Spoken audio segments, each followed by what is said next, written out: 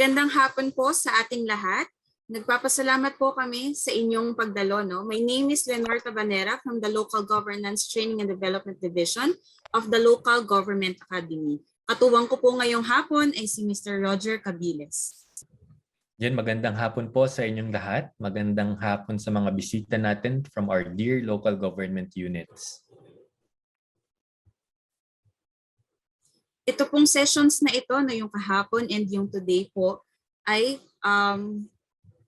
brought to you po by the Local Government Academy and Move Up, so which is composed of 4 humanitarian organizations, namely Care Philippines, Action Against Hunger, Plan International, and Accord.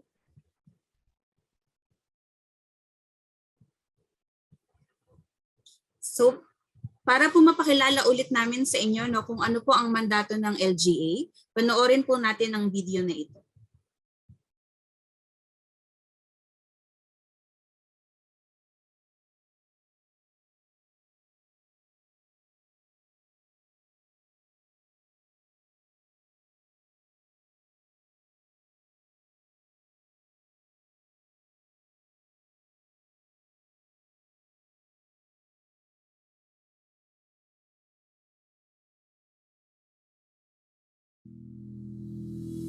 Integrity, commitment, teamwork. These values have been at the core of the Local Government Academy's existence as the mandated institution for capacity development of the country's local governments and DILG personnel. These ideals, combined with excellence, are what the institution promises to live up to in performing its mandated tasks and responsibilities towards effective and inclusive local governance. Since its inception in 1988 by virtue of Executive Order 262, establishing the Local Government Academy, the LGA has continued to evolve as an organization and is currently using a knowledge-centric business model to create communities that are inclusive, resilient, and self-reliant. Its strategic plan for the years 2019 to 2023 is focused on a new vision of making the LGA as the premier institution that sets the standard for local governance capacity development by the year 2030 by pioneering innovative practice models on good local governance for continual improvement of its clientele, developing the DILG, local government sector personnel's competencies towards performance excellence, providing its partners an environment for collaborative engagements, providing its personnel a work environment that is conducive to professional development and personal growth. With this new vision is a revitalized role in enhancing capacities and local leadership and promoting a culture of learning and knowledge sharing. Backed by a quality management system that is ISO 9001-2015 certified, the LGA provides the following services: sets the trend in capacity development of LGUs and the DILG, conducts and publishes research on local government capacity building, creates and shares knowledge products on local governance, networks and partners with local resource institutions and local international organizations. The LGA firmly believes in capacitating its clients through a holistic approach in capacity development that includes ensuring presence of appropriate structure, enhancing knowledge skills and attitude, establishing management systems and processes for managing programs, enabling policy and mechanisms for generating, analyzing, and using data and information, and more importantly, promoting shared leadership. This approach to local governance capacity building is supported by a package of innovative strategies that have been proven effective through the years, such as establishing alternative mechanisms for CapDev program delivery, developing national standards and advocating policies for LG CapDev, enhancing research and development, strengthening knowledge management and partnerships, developing the LGA brand, strengthening DILG-LG sector's organizational capacities, continuing system improvement and innovations, acknowledging the presence of many capacity development actors sharing one goal.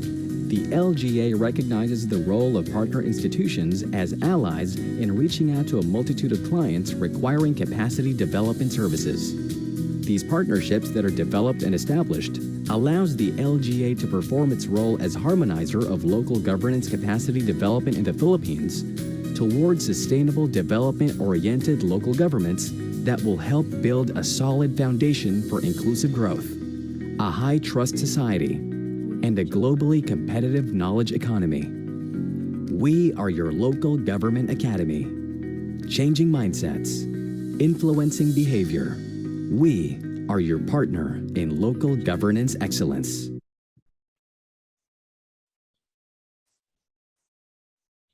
Move Up, or the Moving Urban Poor Communities Toward Resilience, is an active partner and collaborator of the Local Government Academy in providing capacity development interventions to local government units. It is a consortium funded by the European Union and is implemented by Action Against Hunger, Plan International, Care Philippines, and its local partner Accord Incorporated. Move Up aims to strengthen the country's urban resilience through the dissemination of its strategies by national government agencies and strengthening disaster preparedness, response, risk reduction, and management capacity of national, subnational, and local government units. Our next partner is the Resilience and Innovation Learning Hub, or RILHUB Philippines. It is your online platform for learning and reflection and source of knowledge in disaster risk reduction, climate change adaptation, ecosystem restoration and management, and innovations. RILHUB is a joint initiative of Care Philippines and Care Netherlands, engaging CARE's national partners in the Philippines, such as Accord Incorporated, Agri-Aqua Development Coalition, and the Citizens Disaster Response Network.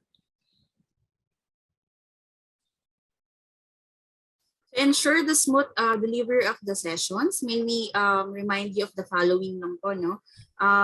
Please always mute your microphones unless you are acknowledged to speak. So you may see po sa bottom part ng ating Zoom panel, meron po dyang raise hand. So you may use that po during the Q&A portion for us to acknowledge you. And also po, of course, we encourage po everyone to maximize the use of the Q&A feature in raising your questions and clarifications. And third one po, the attendance form and the feedback form will be our basis po in sharing the presentation materials of our resource persons. Our teammates po from the Local Government Academy will share the link for the attendance and feedback form later.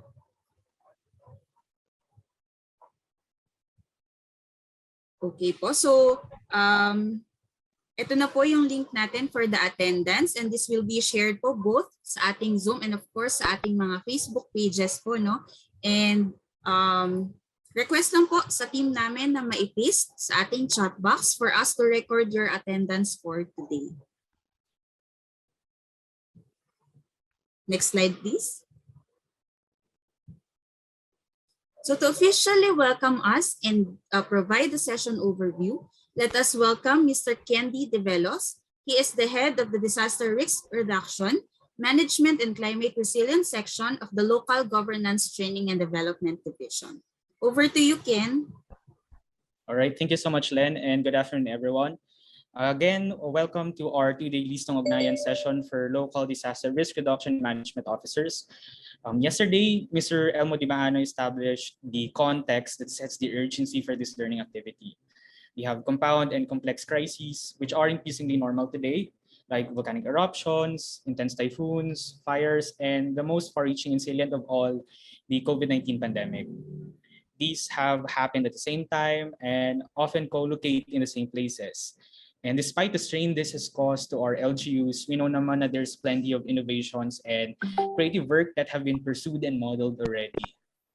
And today is precisely about sharing those to as many actors as possible to demonstrate that our capacities need not be overwhelmed by disaster and climate risk, that we haven't tried everything yet, and that perhaps we need to listen more attentively and look more closely in the work that others have accomplished already. In the next slide, in the general objective, this is why we have this learning activity, to exactly scale up these lessons and practices. So with this in mind, the Local Government Academy has partnered with the moving urban poor communities toward resilience or move up to conduct this two-part session that will focus on important themes such as food security, livelihoods, and temporary shelters. So strategies that are promoted by Move Up and other humanitarian projects in partnership with different LGUs. So for this learning activity, we have two sessions, one of which we covered yesterday, shown in the next slide. Only this slide rather. So yesterday, we had the setting up of community quarantine facilities during disasters and emergencies. So we mostly revolved around alternative temporary shelters. And for today, we'll focus on anticipatory action. Just so we can refresh lang on what we covered yesterday, we had two topics. The first one is about the alternative temporary shelter in disasters. So here we had Engineer Kaujen Samarka, the alternative temporary shelter specialist from Move Up. And the second topic that we had is about ATS as community quarantine facilities, shared by Engineer Flor Adviento from the Provincial Health Office of Bukidnon. For today, we'll cover three topics. The first one is on the introduction to anticipatory action. Second one is on piloting anticipatory action. So we have lessons learned and challenges. And lastly, we'll share some experience about successful implementation of anticipatory actions in LGUs. The resource persons for each of this topic will be introduced better by our moderators shortly after. But ultimately, for the next 3 hours, we'll cover three topics with three different resource persons. And just like yesterday, there'll be quick online exercises in between. So with that, we thank everyone for spending your Friday afternoon with us. Thank you to all local governments, our LCEs, our LGMOs, our functionaries, and all our partners involved in making our communities resilient. So again, thank you very much from LG and Move Up, and good afternoon. Thank you, Ken, for that welcome and opening remarks, and also for looking back dun sa nangyari kahapon. I'm sure, with our more than 400 participants na kasama natin ngayon, ay andun rin kahapon, and hopefully they found it meaningful, kaya bumalik sila for the second day ng ating Listong Ugnayan session. So ngayon, for our next activity, meron po tayong expectation setting. We would want to know ano ba yung ine-expect natin when we say merong anticipatory action session. So we have our Menti meter activity. Nasa chat box po yung link. Punta lang kayo sa yan. Click nyo lang yung link sa chat box, and then you can write words or phrases on what you are expecting to learn from this Listong Ugnayan session on anticipatory action. So maybe we'll have around 2 minutes for that, and then balik tayo dito to review your expectations.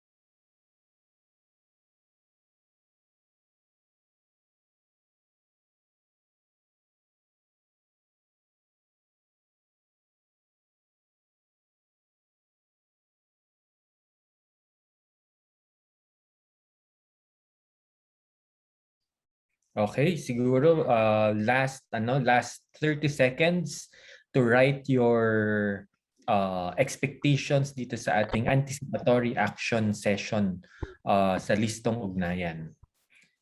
May I request the technical team to share the screen. Some of you have answered dito sa chat, no? So interesting daw yung topic, and then hopefully they can learn and acquire new knowledge and information.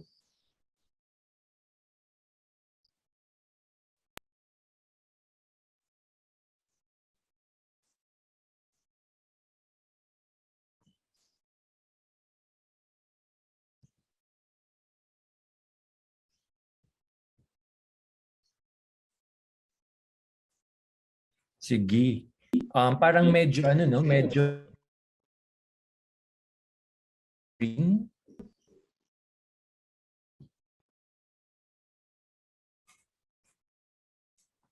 Pero yung pinaka nakikita ko yung nasa gitna, yung informative. Yan, refresh. Ayan. So informative, interesting. Many of you said na knowledge, resiliency, additional information. And then ang daming nagsulat. Readiness, innovative, exciting, resiliency. So mukhang pasok naman dito sa ating session for today, no, yung topic natin na anticipatory action. So maybe let's move to our first session to learn the basic concepts of anticipatory action. Our first speaker is the National Forewarn Coordinator for the Philippines of START Network. She works with START Network members in the Philippines, national experts, risks analysts, and universities in establishing a national forecast-based warning, analysis, and response network. So Ms. Anna provides support to members in country to develop anticipatory action capacity to analyze and anticipate various hazards and manage the development of its disaster risk financing system for the Philippines. So our dear LDRRMOs, our dear LG officials, let us listen to Ms. Ana Marie Dizon. Hi, good afternoon, everyone, and thank you, Roger, for the introduction. I think before I begin, I would like to talk about FORWARN, the one that I'm coordinating here in the Philippines. FORWARN means Forecast-Based Warning Analysis and Response Network, and it also supports START Network's crisis anticipation work, not only in the Philippines but in the 5 geographies where we are present. FORWARN uniquely brings together scientists, academics, donors, and humanitarians, and our community of experts provide vital insights and practical recommendations to our crisis anticipation work. In 2020, we established FORWARN communities at the national level, including the Philippines, Bangladesh, Madagascar, and Pakistan, so that we can better support crisis anticipation work on the ground by tapping into local scientific expertise. We have expert members from the University of the Philippines, Resilience Institute, the Institute of Environmental Science and Meteorology, the Graduate Institute in the Graduate School of the UPLB, and also the Manila Observatory and Xavier University. Yeah, thank you. Can you please start? I can start the slide now, right now. Okay, so yeah, anticipation action is both a concept. It's also a new way of approaching our humanitarian action work. Next slide, please. So I think based from all our collective experience, of course, I'll be speaking from the NGO sector, but I think if everyone are a bit observant, and I know that all of you are involved in humanitarian action work in your respective localities, disaster work has been known not just in certain parts in the country, but also in other places, to have a poor preparedness planning, pre-disaster. There is also underinvestment in data and systems for response. Not that we're not investing, but the investment in data science and risk analytics is not enough. There's also underinvestment in adaptation and risk reduction. Often, the release of funding is slow. It's also politicized, and sometimes it relies on the tactical decision making. It's also sometimes fragmented and very poorly communicated in terms of the response. So the response is underfunded and relying on budgetary allocations. Despite our abilities, for example, to predict the likelihood of disasters because of the advance in science, the humanitarian system still continues to react as if disasters are unexpected surprises. And we often respond only after they occur, and often very, very slowly. Next slide, please. So at Start Fund, we thought at the beginning when we started our network, what if we can actually act early? What if we can have resources that are available and that can easily be called upon by our members to be able to respond to emergency within a very short period of time, like 72 hours, for example. At Start Network, we try to enable our members to act before a crisis turns into a disaster through our anticipation fund. For example, our members can respond proactively to weather forecasts that predict heavy flooding or points to any potential political unrest. On our side, how do we define anticipation? We define anticipation as proactively responding to increasing risk before the peak of a crisis to support communities to prepare and to reduce the likelihood of harm or loss.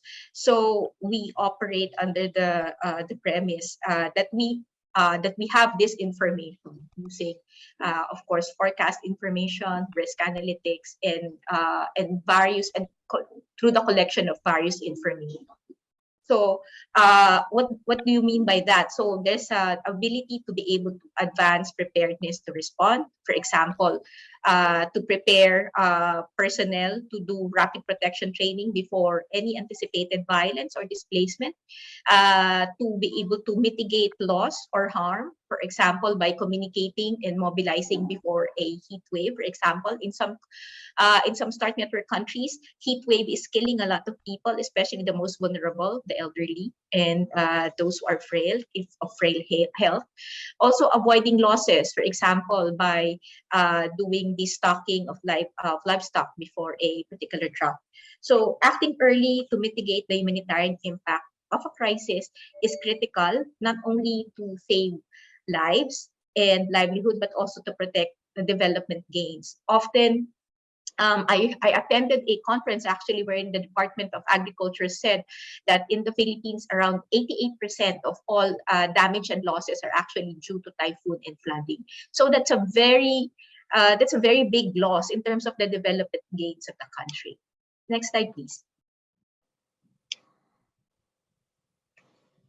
So so I think there just some kind of an overview how the idea or how the concept or of this particular approach of anticipatory humanitarian action has been developed. So this is actually an intersection between humanitarian action and climate risks. No, recently during the World Humanitarian Day, the tagline has been climate disaster is climate emergency is a humanitarian emergency, and because we know that now, if you recall, as early as 2009 during Ketsana or Typhoon Ondoy, we said that the climate has changed and we experience it firsthand. Or I think compared to other countries, we experience it first compared to other countries.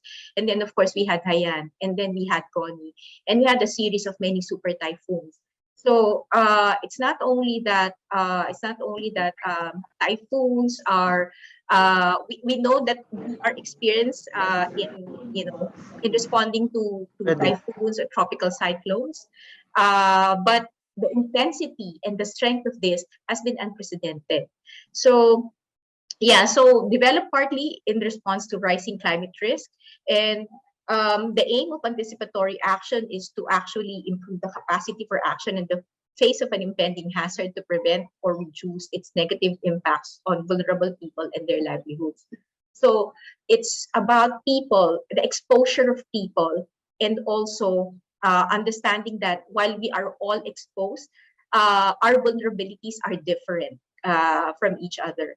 So a big portion of our country has been is exposed to a lot of hazards, particularly tropical cyclones.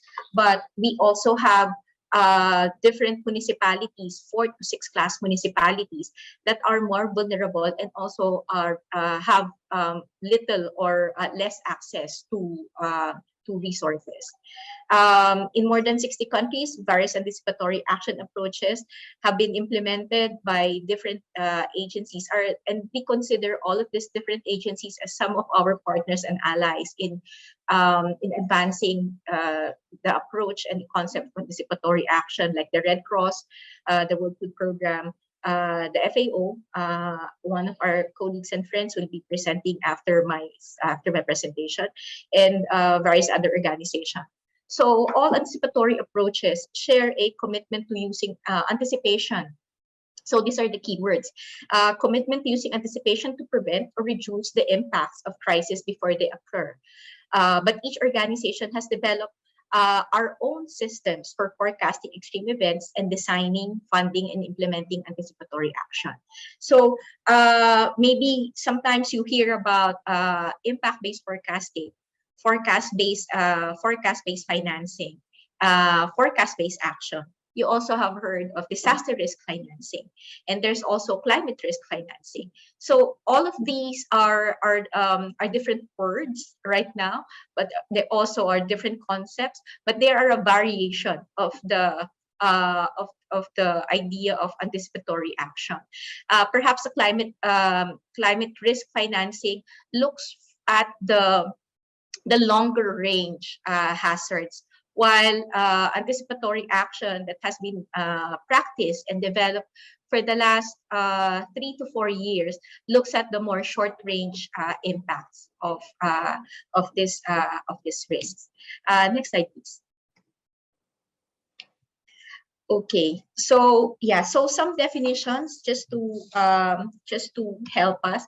So early action are usually actions that are taken in response to a trigger or threshold, but before an emergency fully materializes. So we will come back to that later as we try to describe what are the different elements, of anticipatory action, particularly in relation to FDF, forecast-based financing, or DRF, disaster risk finance. Okay, so early actions are taken in response to a trigger. So this needs the development of risk analytics and also risk models, wherein we work with experts and scientists, especially with the meteorological agencies and other forecasting institutions. Anticipatory action is a synonym for early action. Anticipatory actions are actions that are taken in anticipation of a crisis and which are intended to mitigate the impact of the crisis or to improve the response. So anticipatory action, these are now the specific actions or the specific plans that are being taken or being implemented. So depending on, for example, the outcome that we would like to mitigate, that we would like to respond to. For instance, FAO is more associated with food security and agriculture. Certain agencies are responding, for example, to damage and losses in terms of shelter, housing, or other agencies are more associated with protection. So depending on the specific outcomes, those are the specific anticipatory action or early action plans that they implement. So forecast-based action or finance, disaster risk finance are actions that are triggered using climate or other forecasts prior to a shock or before acute impacts are felt, to be able to reduce the impact on vulnerable people and their livelihoods, to improve the effectiveness of emergency preparedness, response, and recovery efforts. So this comes at a particular episode of the whole cycle. I will show it to you later on. Okay, next slide, please. So in terms of looking at the type of interventions, as I mentioned earlier, so what are the different types of interventions that we are able to do when we say we are doing anticipation action? So one is to mitigate harm. For example, this could be deviating a flood path, or to do preemptive evacuation of communities to avoid losses. For example, like destocking livelihoods. This is a very important intervention, especially for drought, especially like in countries like or regions, geographies like the sub-Saharan Africa, wherein drought is a regular feature of life, and people really have to do their destocking to be able to at least maximize the value of their livestock before they die of hunger. To analyze forecasted risk, for example, we might need to do further analysis. At START Network, we also have a way to be able to do analysis for action. If a particular hazard or risk is not very clear or understandable to us, then we can conduct further analysis or study to be able to understand it further and to be able to design better intervention. Another example of anticipation action is to use, for example, local media to warn of a disease outbreak, and this is related to risk communication or communication in emergency. Can also promote advanced preparedness to respond, like recommending rapid protection training to prepare people when you know that a very serious protection issue might ensue as a result. For example, like for instance in conflict-based displacement. Again, also you can also support markets by doing market assessments, by supporting advanced preparedness for cash programming. So cash programming work has been something that we've been doing as one of the response, especially in anticipation action, because it gives people the agency or the ability to make decisions to be able to protect themselves and their families. Okay. Also, as a network, we found that waiting for a crisis to hit and responding once the damage has been done has not always been good enough. So, especially in the context of predictable crisis. So, in our crisis anticipation work, we encourage earlier humanitarian response based on information about shifts in the risk. We are also actively promoting this within our system globally, so that anticipation approach can become not so as not to resort to the usual humanitarian action post-disaster. That has been the traditional humanitarian action, that we act after we have already done the damage assessment. We've counted the casualties, the injuries, the destruction of properties. If there's information to be able to warrant action before, then we should do that using forecasting information to plan anticipatory action as a standard in our work. Next slide, please. Okay, I would like to show some examples. Yeah, please let me know if I'm over the time, maybe, I don't know, 5 minutes before, Roger. So just an example. So using short lead time forecast, as we know that, especially in the Philippines, typhoon is our main hazard or main risk that really havoc in our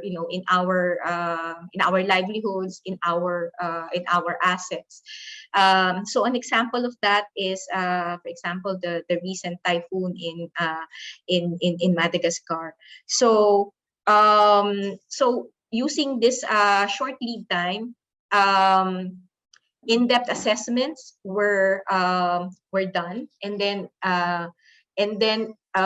even if, for example, it's not very clear about the extent of the impact, the agencies who are responsible in Mozambique, who are START network members, develop a response plan to respond ahead. And if, for example, there's any changes in the path of the typhoon, or in the way that has affected the at-risk communities, there is also flexibility in terms of the activities that were being developed. So this was in response to Typhoon Eloise last year.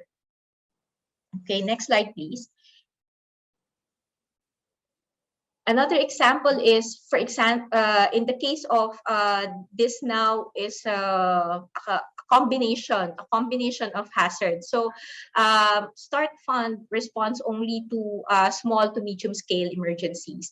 So when a particular emergency is too big for us to respond, you must understand we are an NGO network, and of course, as an NGO network, we cannot possibly match the capacity of states to be able to mobilize resources. However, so given the flooding emergency in Malawi, this is alert number 144, also from last year. We know that the emergency has already taken place, but there is also an understanding and a knowledge that cholera is endemic in the area, and given the widespread flooding and impact in the community, there is it's actually it's good reflex to anticipate that and that cholera is going to that there's going to be a cholera outbreak soon after this widespread flooding. At the same time, there are also other vector transmissible diseases in the area. So to be able to anticipate that and not to allow or wait for it for the situation to deteriorate further, an anticipation alert was submitted to be able to anticipate cholera in the same area. So you already have an active emergency taking place, and then you are trying to anticipate the outbreak of another emergency within an emergency. So this is very important of really understanding the nature and the vulnerabilities in our community to be able to do this kind of anticipation work. All right. Okay, next slide, please. So, okay. So I think you've seen a lot of examples that are from other countries. So now there's an example that I would like to share that's based here in the Philippines, and this is Andam Lahar. Andam is a Bicolano word for prepare. So Andam Lahar means prepare for Lahar. So in 2018, there was a massive eruption of Mayon volcano, and it has led to the deposit of new and old debris. So START network members who work in the area has also partnered with APSEMO, which is the Provincial Disaster Risk Reduction Management Office in the province of Albay, and they collaborated in trying to update and upgrade its monitoring and warning system for lahar risk, because they already have their early warning system, contingency plans, etc. But in terms of lahar risk, it has not been integrated into their system yet. So there were two two steps that were conducted in this particular case. Particular scientific study has been conducted. So we had an analysis for action to be able to understand the lahar path and the lahar flow, and to look at the specific barangays, and also understand whether there's a possibility of safe spaces within those areas, so that early warning systems and contingency plans in terms of in community evacuations, or outside of community evacuations need to be set up. So in this particular case, the early actions were actually developed as part of the anticipatory action in this particular example. Next slide, please. And then, of course, most recently, you know that in 2020 and also this year, there has been a lot of restiveness in terms of Taal in Taal with the Taal volcano. So last year there was a massive eruption, ash fall that was produced by Taal. And then this year, starting in July, there has been a lot of gas emissions, especially sulfur dioxide, affecting the same municipalities and barangays that were affected in the previous year. So, so from alert level 3, it has been downgraded to alert level 2, but the restiveness has been there. Gas emissions and also unrest has been continue to take place up to this day, and alert level 2 remains hoisted in those many areas. So using a no regrets, using our no regrets approach to this intervention, START network members, Relief International, Humanity and Inclusion, Save the Children, and their local partners raise an anticipation alert to be able to support affected communities and the local government in those areas to develop crisis communication and also a more inclusive communication and community engagement strategy for people in the area. So they have provided unconditional multipurpose cash transfer for 3,180 households, and to many communities, the response has been very positive, especially since some of the households there were not able to still recover from the previous displacement that they experienced in the previous year. So in a way, we are trying to also support the resiliency of communities and people, so that they will not also fall into the trap of negative coping strategy when they are unable to recover from shocks and multiple shocks from last year and this year. All right. So next slide, please. So, okay, so I think I mentioned earlier from an earlier slide that we're going to tackle the different elements, especially in relation to disaster risk finance. So, this disaster risk finance or forecast-based financing usually rely on 3 main pillars. And these are, number 1 is having a good model. A good model is, no, please stay in the, yeah. Please stay here. So having a good model that can identify, monitor, and analyze the hazards that allows us meaning humanitarians, government authorities like yourselves, who are responsible for developing a response. So our response can be done ahead and also during the peak of emergency. But of course, because of the different timeline, the response for each episode are also different. Okay, and by having a good model, we will be able to understand and also to quantify the risk that at-risk communities are facing, and that includes ourselves, of course, especially if you're part of those communities. Number two,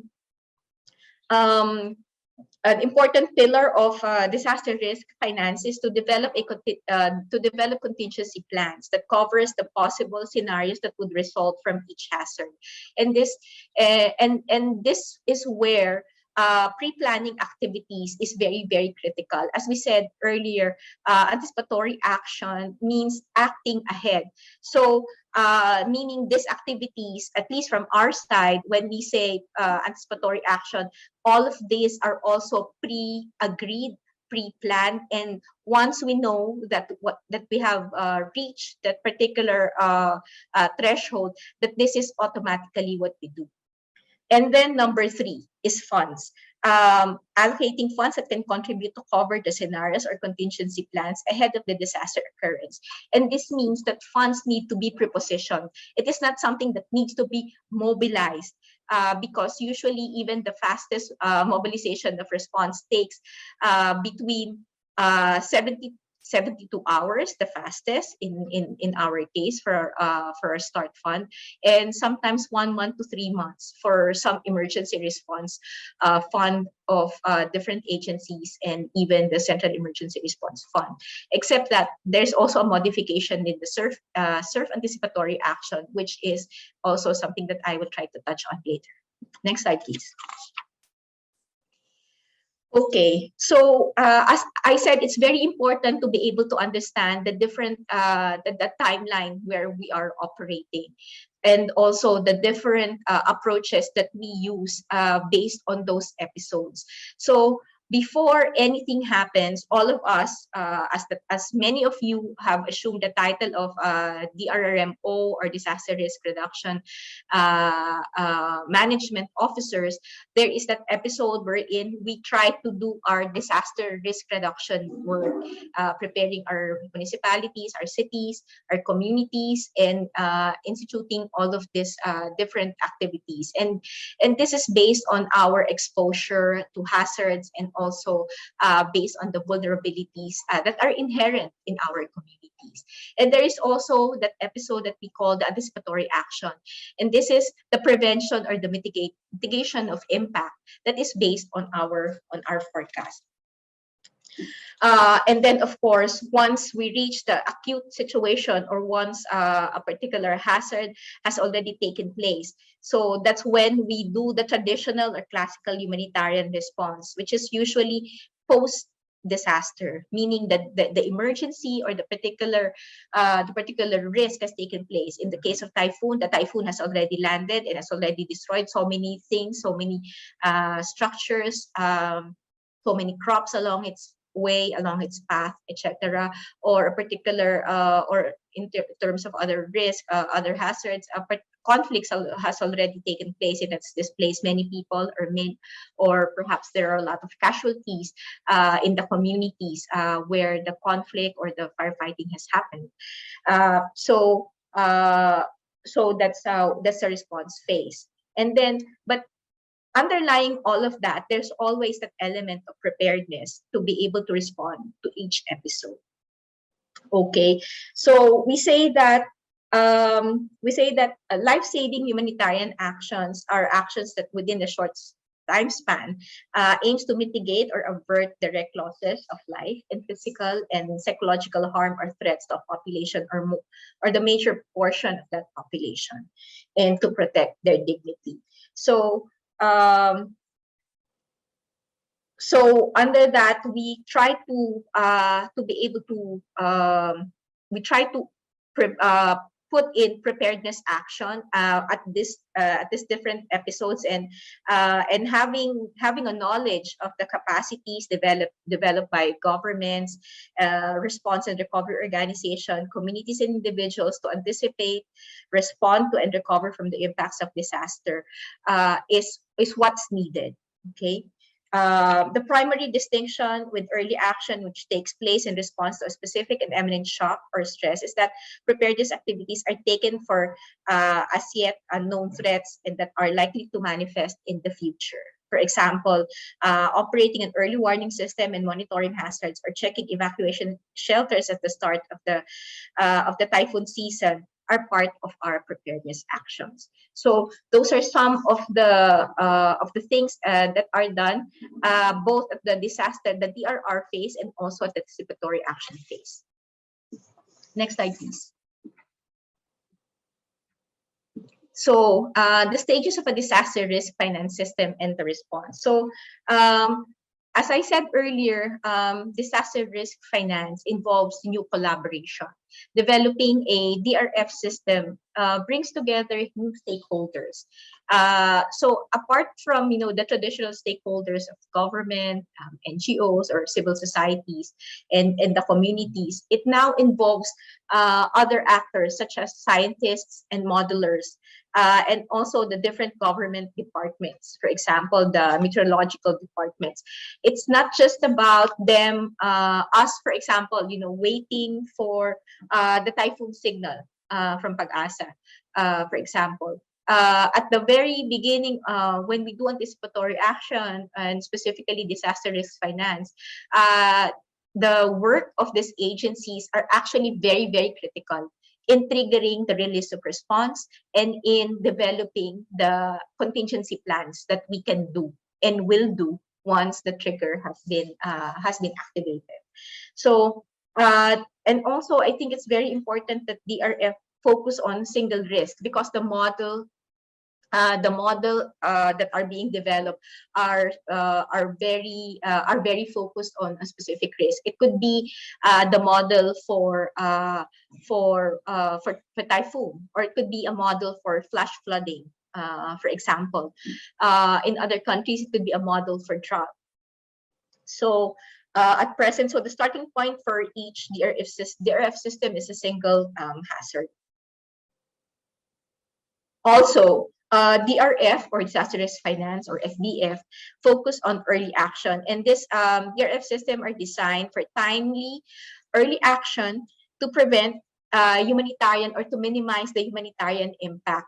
So the robust and predictable process for releasing funding counters the risk-averse position that currently inhibits most decisions to respond to early warning signs.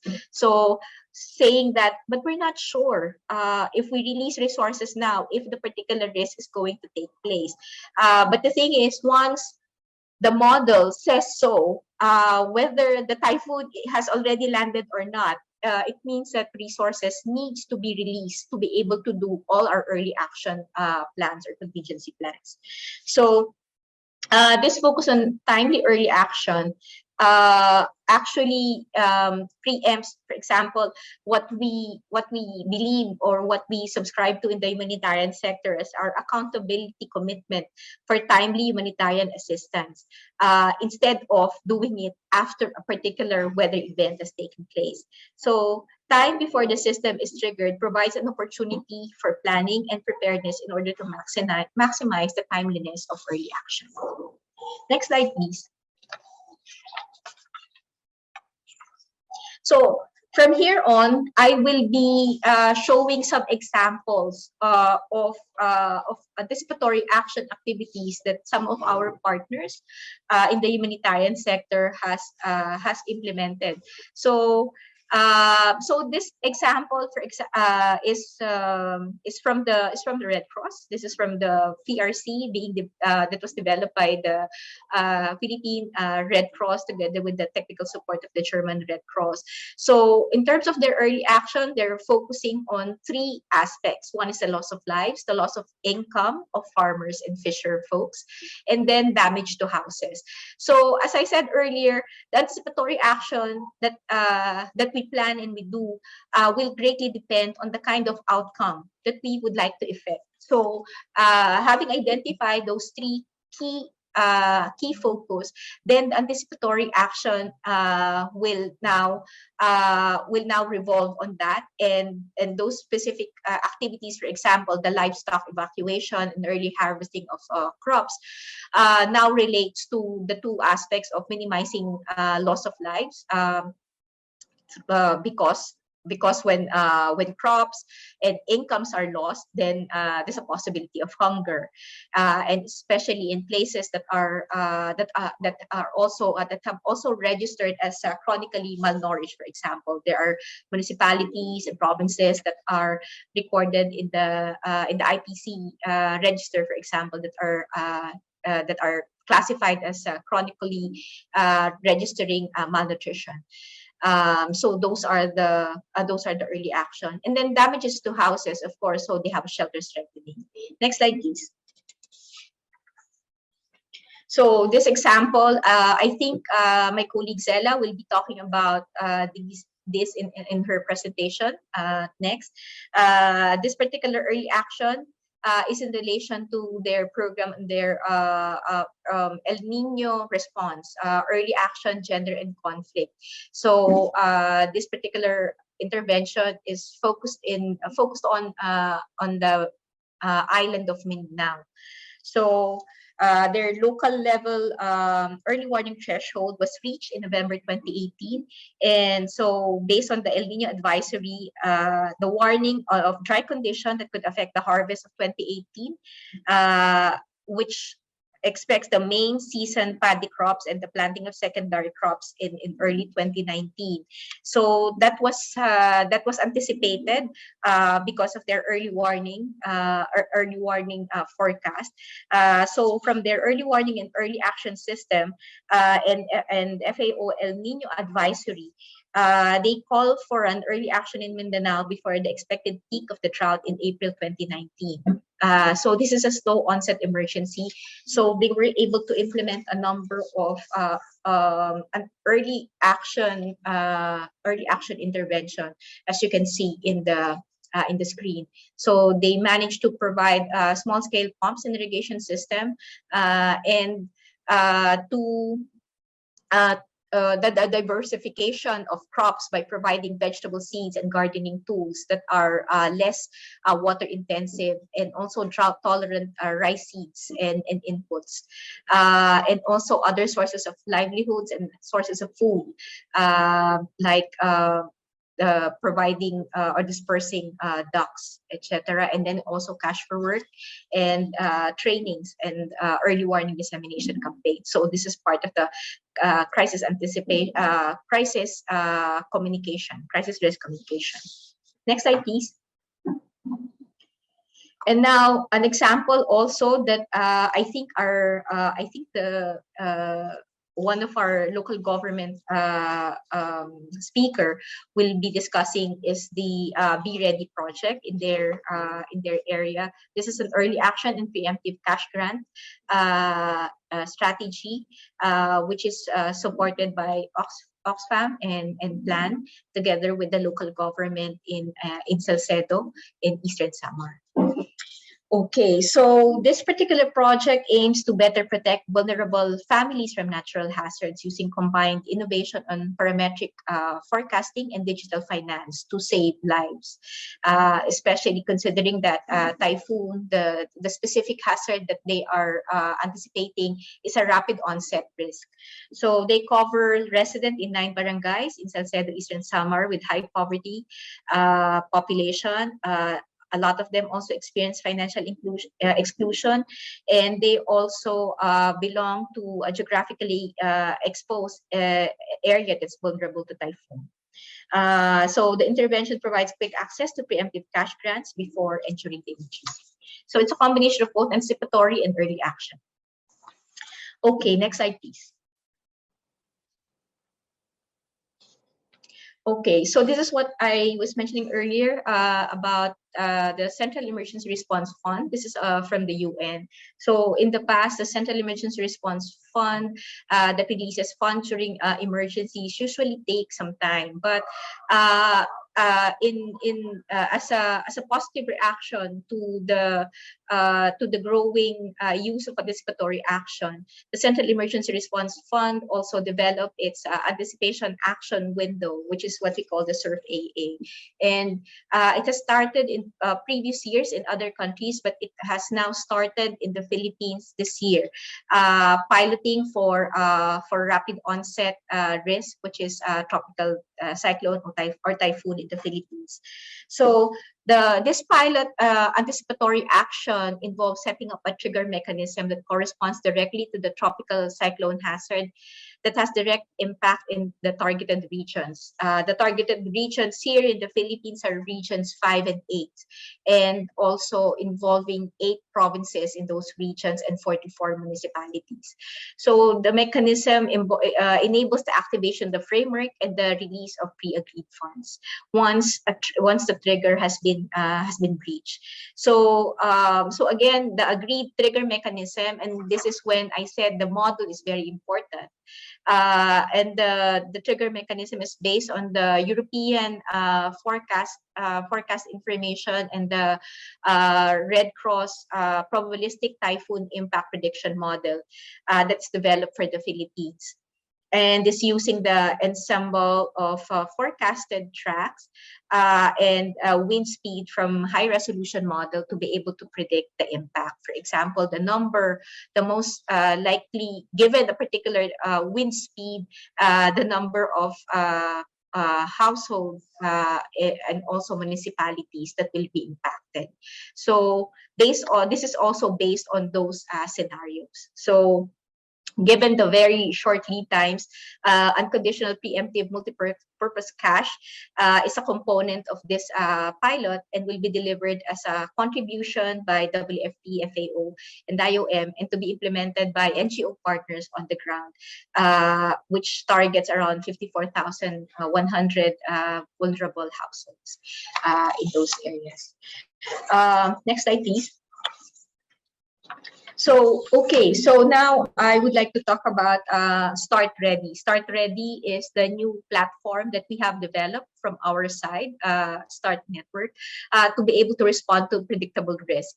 And to be able to do that is we are trying to develop national networks of NGOs in country. So this system is being developed in the Philippines, but also in Pakistan, also in Bangladesh, and also other places like DRC or the Democratic Republic of Congo.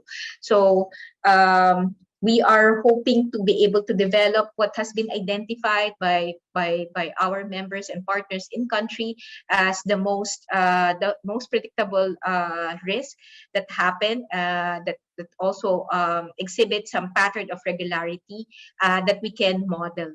So for the Philippines, the first DRF system that we are developing is for tropical cyclones. So here we aim to ensure predictable and early funding to be able to reduce the impact of disasters before they hit. Our approach will bring together the prediction of risks through scientific models, collaborative contingency planning, and prepositioning of financing, including contingency funding and parametric insurance. But that will come, of course, down the line. So in the Philippines, we have developed that starting January of this year, and we are still in the process of doing our model building. Next slide, please. Okay, so just to show the different geographies where our anticipation alerts has been raised and activated. So this is the spread of our alerts and the different hazard types. So far we have 35 alerts activated since 2019. So for this year, so this particular diagram still needs to be updated as we continue to receive new anticipation alerts in different geographies. Last slide, please. So based on studies and based on what we've done in the past, we know that at least 55% of crisis can be predicted, and that's globally. Yet less than 1% of funding is pre-arranged in advance.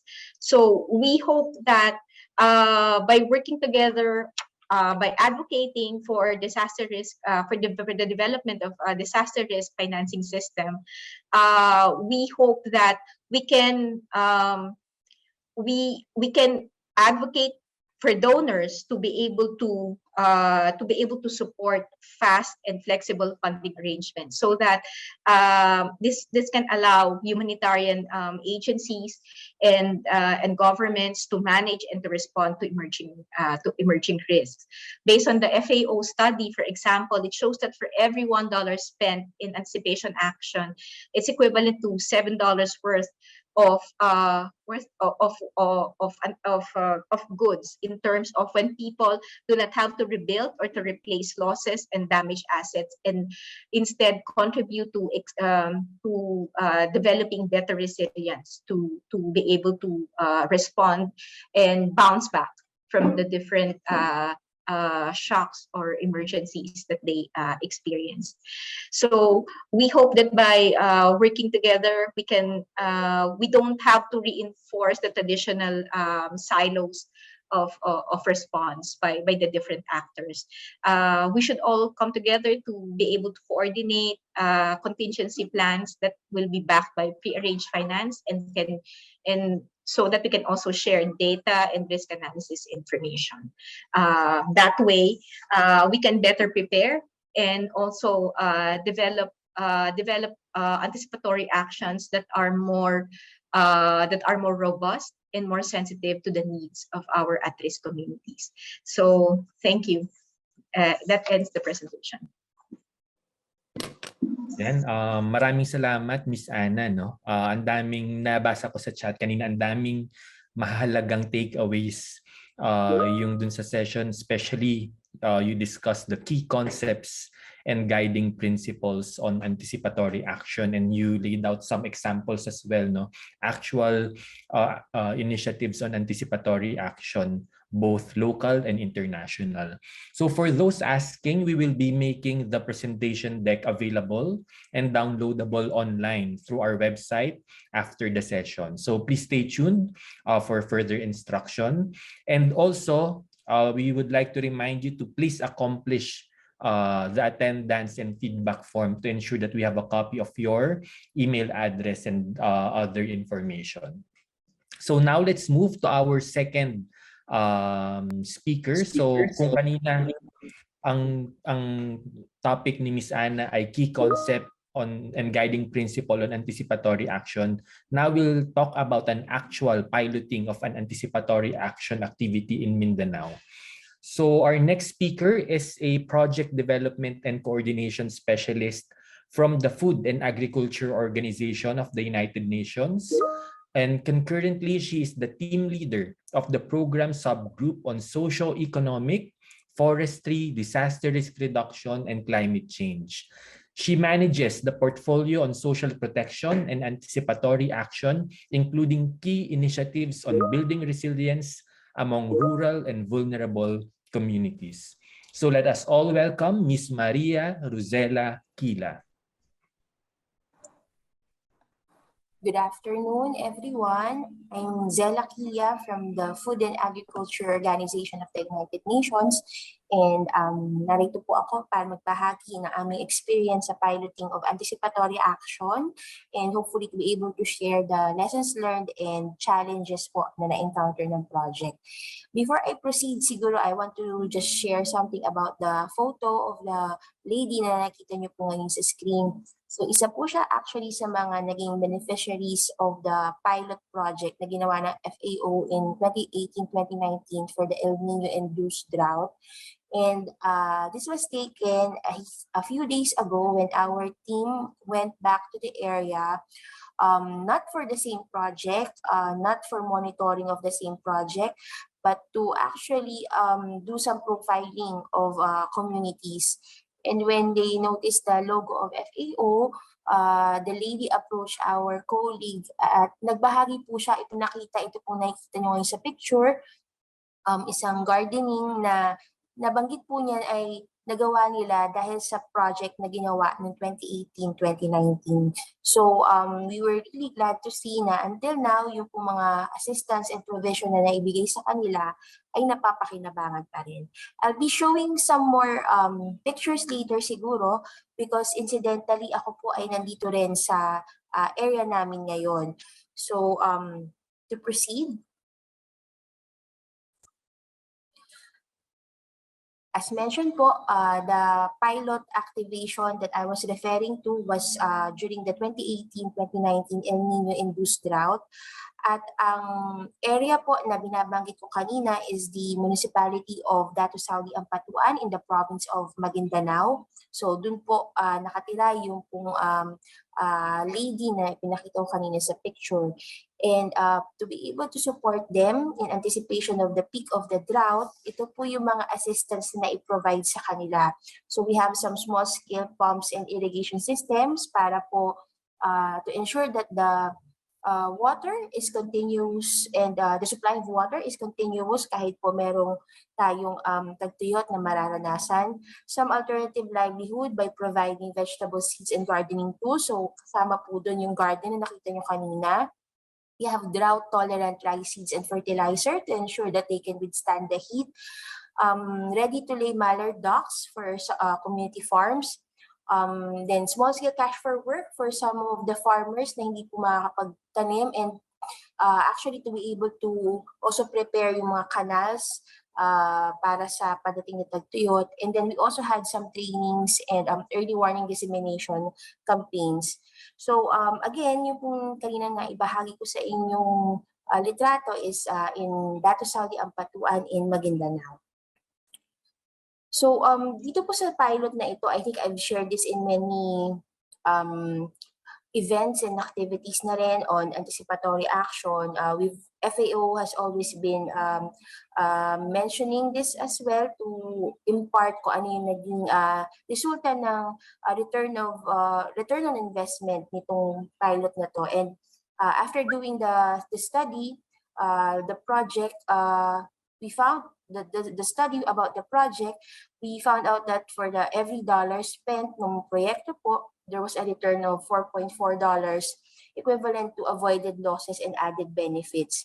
And we are very glad to note that this type of intervention has also engaged a lot of women, bringing women to be equal partners po para sa anticipatory action because they were able to also contribute in providing income for their families even in the middle of drought season. So aside from the gardens, ito ay taken just yesterday. We were in the Municipality of Saudi, and then we visited some sites. The visit was actually for a different purpose, and then incidentally, they also showed yung mga naibigay sa kanila. So kasama na nga po yung mga gardening tools, mga equipment, some equipment that were provided to them. And after almost 3 years, we're really happy to see that they are still benefiting from these provisions na nanggaling po sa proyekto. So ito yung mga positive observation siguro that we were able to pick up from this kind of piloting. We were able to see what has been sustained, and this is siguro one element that we would like to really be evident every time we're going to have anticipatory action, since there's also great expectation na with this kind of investment, anticipatory action nga po, doing it before the onset of a disaster, you need to generate evidence that this works and it's a more cost-efficient option for helping the vulnerable. So going to specific lessons and challenges po siguro, and maybe what we can share is as FAO, ano yung nakikita po namin mga gaps and what else can be done, especially in the different platforms po na kinabibilangan din po ng aming office. So I understand that many of our participants to this workshop are from the local government units. So I would like to start with financing. So this is a component of a very important component of anticipatory action, and we have heard many insights about financing. But I think we can see some opportunities to be able to aid in implementation of anticipatory action. So under financing, we see the opportunity to be able to capitalize on established pre-arranged funding, such as the National Disaster Risk Reduction and Management Fund. Of course, there's the 30% for Quick Response Fund. We also have the PSF, the People's Survival Fund. And then at the local level, we believe the Local Disaster Risk Reduction and Management Fund is also one source of one funding resource that can be tapped for anticipatory action. And hopefully, there will be more enabling environment to be able to tap this kind of funding. And then connected to the LDRRMF, we see that there are also some contingency funds, possible budget allocation to be able to fund anticipatory action, and also leveraging other programs. And this is where shock responsive social protection can also come in. So when we have existing social protection programs that can be adapted to be able to support vulnerable population, and piggybacking on the existing systems of these social protection programs, this is where the element of being shock responsive comes in. And then also under financing, we see the implementation of the Mandanas ruling would be an encouraging factor to be able to finance anticipatory actions themselves. Then going to triggers and protocols, it's been an ongoing discussion, of course, to be able to harmonize what protocols to follow and what can be adopted also by our partners, not just at the national level, but more importantly at the local level. So these are also the items that I think would need to be looked into by your respective local government units if you are to go into anticipatory action. And following that, there are of course several questions: what hazard to prioritize, and who will be responsible in the implementation of anticipatory action. Next is on the institutional arrangement and coordination mechanism. So we believe that it's really important to have a governance structure that will to which the implementation of anticipatory action will anchor. So we have different government agencies that are whose role are very important to be able to implement anticipatory action, and we put great value in the participation of these agencies, because this is also an opportunity to rally support and to ensure that there is support from stakeholders and from the community. So it is important to bank on different coordination mechanisms, hopefully existing coordination mechanisms, so that everything that the group will plan for will have the sufficient support to carry on. And then lastly, on policy and environment, of course, while I think there's already recognition on the benefits of anticipatory action, but sometimes there are legislative challenges. So we also need to hopefully think about clear directives that can really facilitate ex-ante approach. Very recently, I think there have been studies on what can really be tapped for anticipatory action, but the challenge always goes back to policy environment. If there's a law enabling it, if there's a law allowing it. So just to also share with FAO and the other actors very active on anticipatory action, we are also discussing with the Office of Civil Defense and the Department of Social Welfare and Development to be able to hopefully come up with a position paper that we can also submit to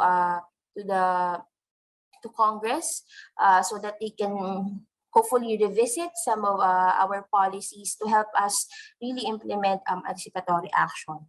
So what are some of the questions po na gusto sana natin masagot?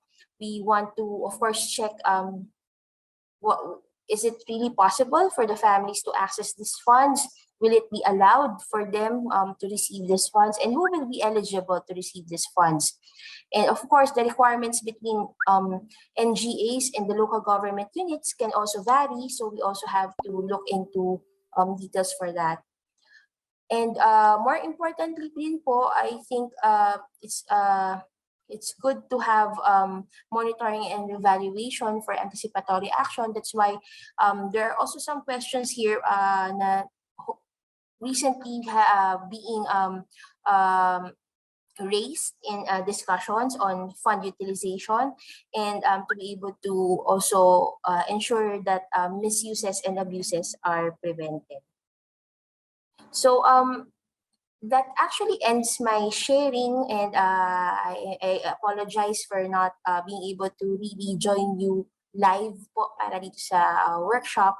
But I think we can always go back to the essence of anticipatory action. So as mentioned, I think we've already agreed on the benefits of it, but the challenge is still there para po ma-enable talaga natin ang pag-i-implement ng anticipatory action. We have several success stories, I think, in other local government units, and hopefully ito po yung mga success stories na makatulong sa atin to also replicate in several areas. So I think that ends my presentation, and for questions and clarifications, I'll be leaving my contact details din po with the organizers, and I'll be happy to continue discussions with you, and hopefully we can learn from each other then. Thank you. Yan, thank you, Ms. Zella, for the presentation. Very rich, no? Very informative, and I'm sure our participants are able to relate, di ba? Doon sa ilan sa mga challenges and lessons learned, even sa experience nila sa pag-implement ng ibang mga disaster risk reduction and management activities. So ngayon po, we'll have a 5-minute health break. Pwede kayong magmerienda or tumayo, nangawit na kayo. Pero habang kayo po ay nagbe-break, we are requesting you to please answer our training needs assessment. So ito po ay para sa mga LDRRMO. So if you've already answered it yesterday or the past, kahit hindi nyo ni-answer. Pero for those who haven't answered it, please access it via this website, yung link. I-share din natin sa chat box.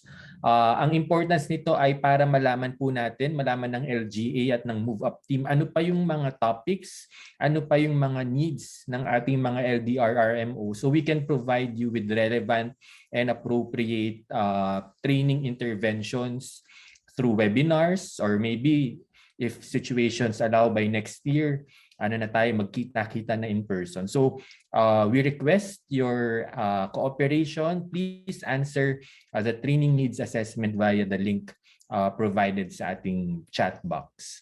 So we'll be back po. It's 3 o'clock, so we'll start our third session at 3:05.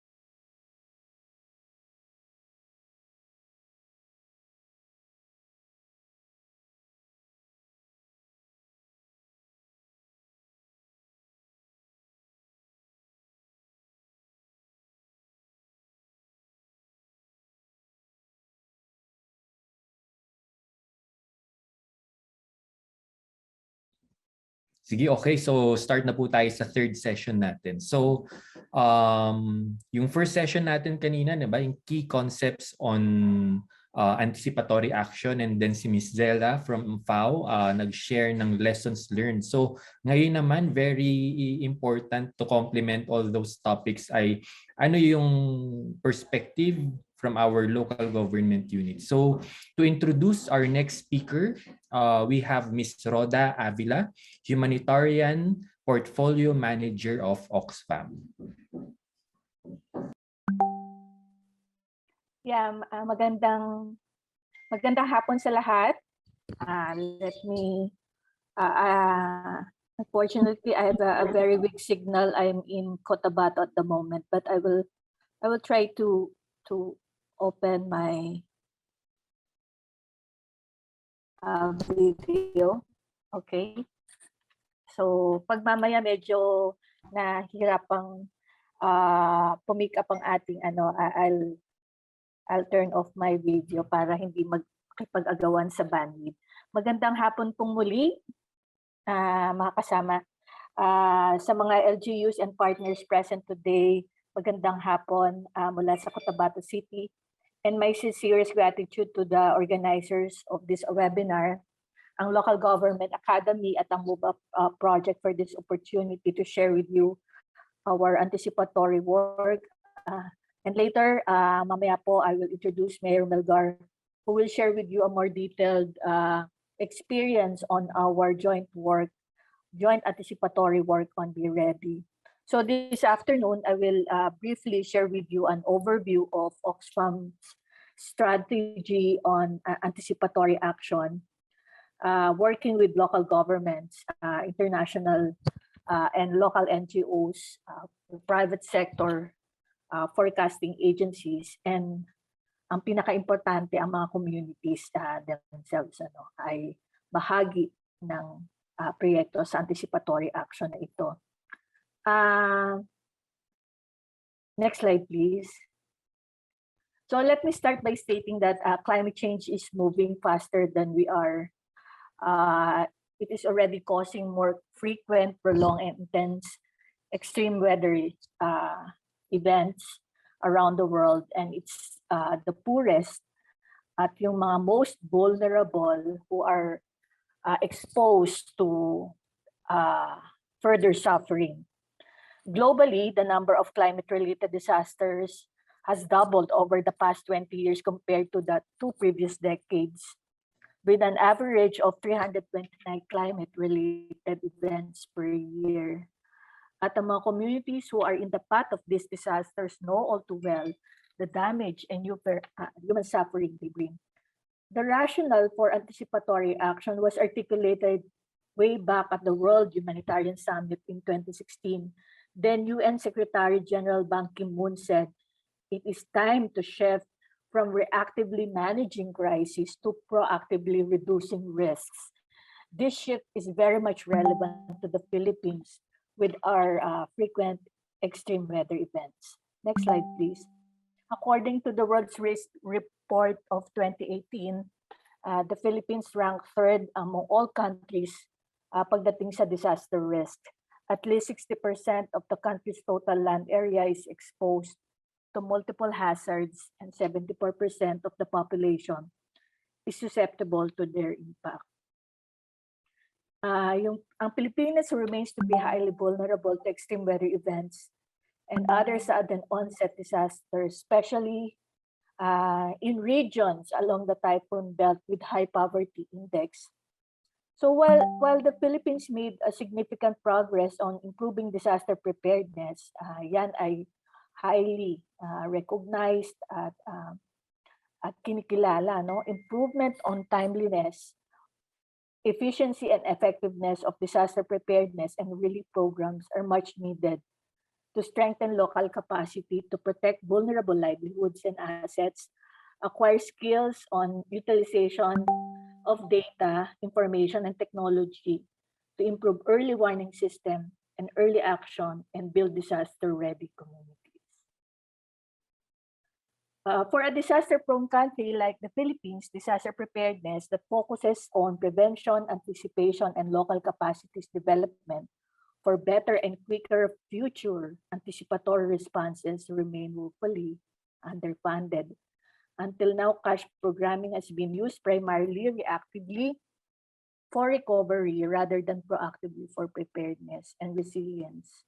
We in Oxfam decided to change that. Next slide, please.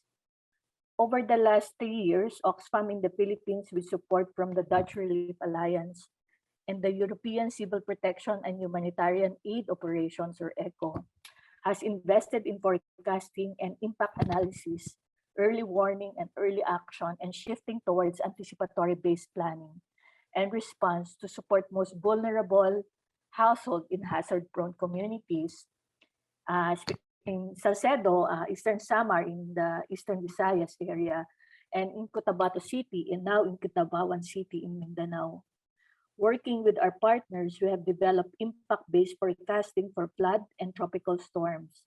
These forecasting models were developed with communities to share their lived experience and knowledge on hazards that inform the forecast indices for flood and tropical storm and the community-based triggers that were identified in the process. Oxfam and our partners have activated preemptive cash transfers, enabling families to make informed and resource decisions before disasters strike. Twice for tropical storm in Eastern Samar and 3 times for flood in Cotabato City. And this afternoon, you will hear more information on how partner local government in the Municipality of Salcedo in Eastern Samar operationalized anticipatory action in their work to support hazard-prone communities, and Mayor Melgar is here to share more on their experience. Next slide, please. As mentioned earlier, Oxfam the Philippines has invested in forecasting and impact analysis, early warning and early action, and shifting towards anticipatory-based planning and response to support household in hazard-prone communities. Next slide, please.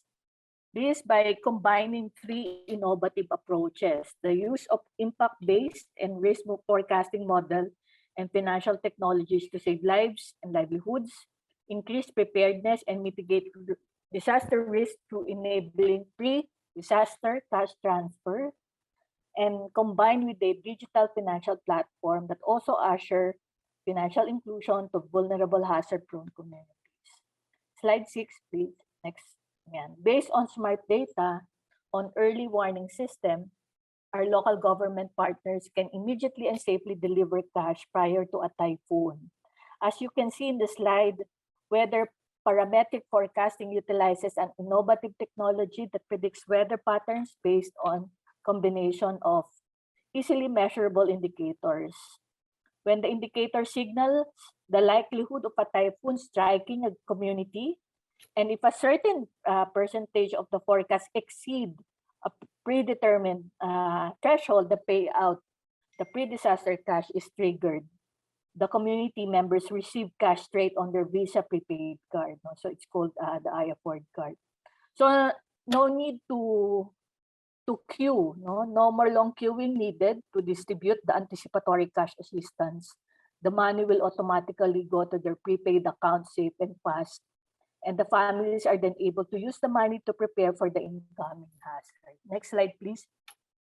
So depending on their needs, they can choose to reinforce their homes, purchase emergency food, water, and medical supplies, or even evacuate their families to a safer location. So the prepaid cards provided to households can be downloaded with cash multiple times, not only by Oxfam, but other agencies who aims to provide support. But most of all, the most important of all, vulnerable families themselves can save money on their cards, receive payout from different insurance or loans. They can pay bills and they can prepare for the next hazard. That is the power of combining forecasting data to release cash before the hazard, utilizing a digital financial platform that also facilitates an entry point to financial inclusion. Next slide, please. Be Ready is an anticipatory climate action in the Philippines. Is an innovative partnership between Oxfam and local NGOs, government, the private sector, and forecasting agencies to support the needs of hazard-prone communities to better prepare and enable anticipatory aid. While forecasting model and index development processes utilize highly technical steps, community knowledge combined with science information to determine priority risks, analysis of hazards, identification of triggers, and lead time for anticipatory assistance are critical elements in this innovation. Next slide, please. So initial evidence from the rollout of this anticipatory action indicate that strategic investments in preparedness activities could result in lesser spending on recovery efforts as well as improve more people, also improve the beneficiaries' capacity to manage shocks and resume their livelihood activities even much faster. Climate change will continue to make our humanitarian work increasingly hard, unpredictable, and complex, affecting more people and requiring more resources than ever before. Thus, the urgent need to further strengthen our anticipatory approaches and continue to work with diverse stakeholders to help improve our ability to project seasonal climate outlooks for the most vulnerable. Last slide, please. So to institutionalize anticipatory action and make it more sustainable, support is needed now by government to ensure anticipatory action can be operationalized inside the government system and harmonized within the existing local government disaster reduction planning. Policy and infrastructure barriers must be addressed, including digitalizing hazard data, better connectivity for local governments, especially in hazard-prone communities, and local governments being able to use their disaster risk reduction and management funds for anticipatory action. There's also the critical role of social preparation and local leadership, involving more communities and building local government capacities such that they can lead and sustain the process. So in closing, the success of this anticipatory action as an innovative strategy will be marked by how it's scaled up and scaled deep, or by its reach and policy behavioral impacts. Achieving this will, of course, take time, and thus our sustained collective investment is critically needed to move this forward. So that's actually ends my the overview of the anticipatory strategy jointly implemented by Oxfam and our partners in various anticipatory action we are doing. And now to share with us even more, our next speaker is no less than Attorney Melchor Melgar, the Municipal Mayor of Salcedo, Eastern Samar, our champion on anticipatory action, one of the practitioners of anticipatory action within government, and he will share with us today their experience and a better understanding how the Be Ready project as an anticipatory action strategy is being operationalized inside the local government system based on their experience. Mayor Melgar is in his term with the local government of Salcedo, became a four-time awardee for Seal of Good Local Governance from 2016 to 2019. Has been an active student leader in high school and college, and he graduated Bachelor of Science in Agriculture Education, major in agronomy, and consequently passed the licensure examination for teachers.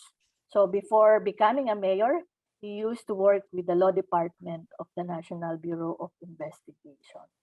So without further ado, dear colleagues, partners, and participants, let me call on Mayor Melgar for his presentation. Thank you so much. Over to you, Mayor. Maraming salamat, Ma'am Rhoda. It's nice to see you on cam actually. I am supposed to start my video, but I can't do it. Can everybody hear me, please?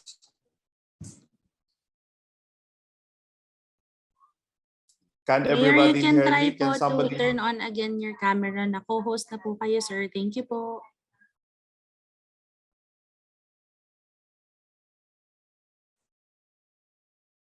Thank you. Narinig mo ba ako?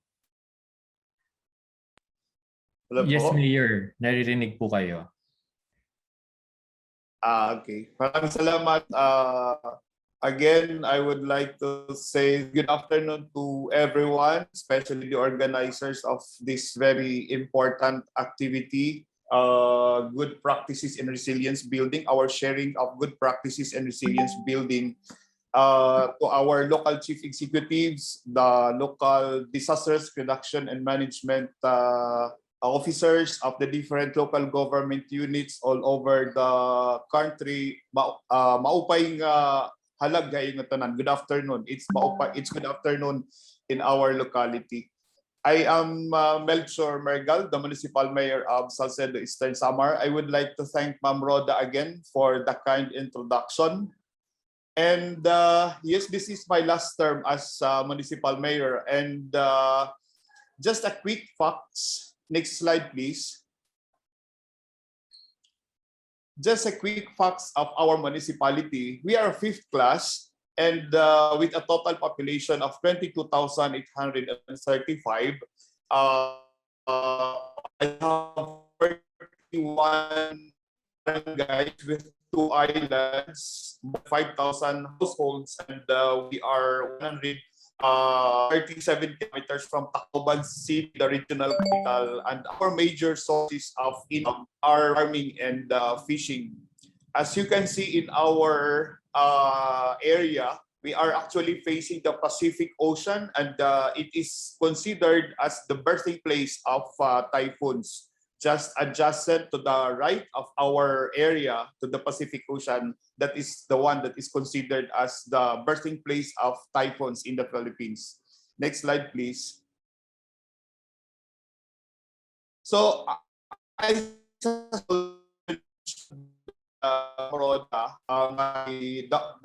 from Oxfam, the partner or the agency lead of the consortium of the Very Deep project. Very Deep project is a building resilient and adaptive ready communities.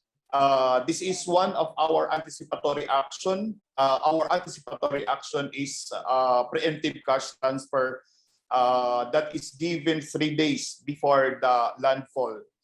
And just an overview of the Very Deep project. It is the project's goal aims to better protect vulnerable families from natural hazards using combined innovations on parametric forecasting and digital finance to save lives. So as you can see, the very technicality of the innovation, because it combines parametric forecasting as well as digital finance. When the idea of forecast-based financing was introduced to me, I really felt very excited because it offered a more practical approach that would address our current realities and gaps in disaster response and would complement the existing policies that we have on DRR. Because in my experience during typhoons and in my 8 years as municipal mayor, I encountered a lot of disasters. My first was Typhoon Yolanda, and now the compounded risk of typhoon with the pandemic. And of course, being the front line during typhoons like LDRR in Osir, we find this very convenient, less stress, less corruption, safe, secured, and people's dignity during disasters is protected. It makes them financially literate because of the financial digital transactions that is included in this innovation, and of course it leads people to empowerment. And by the way, it has less carbon footprint. I am also an advocate of climate change. Then the locations of the participants of the project was distributed in vulnerable areas of my municipality.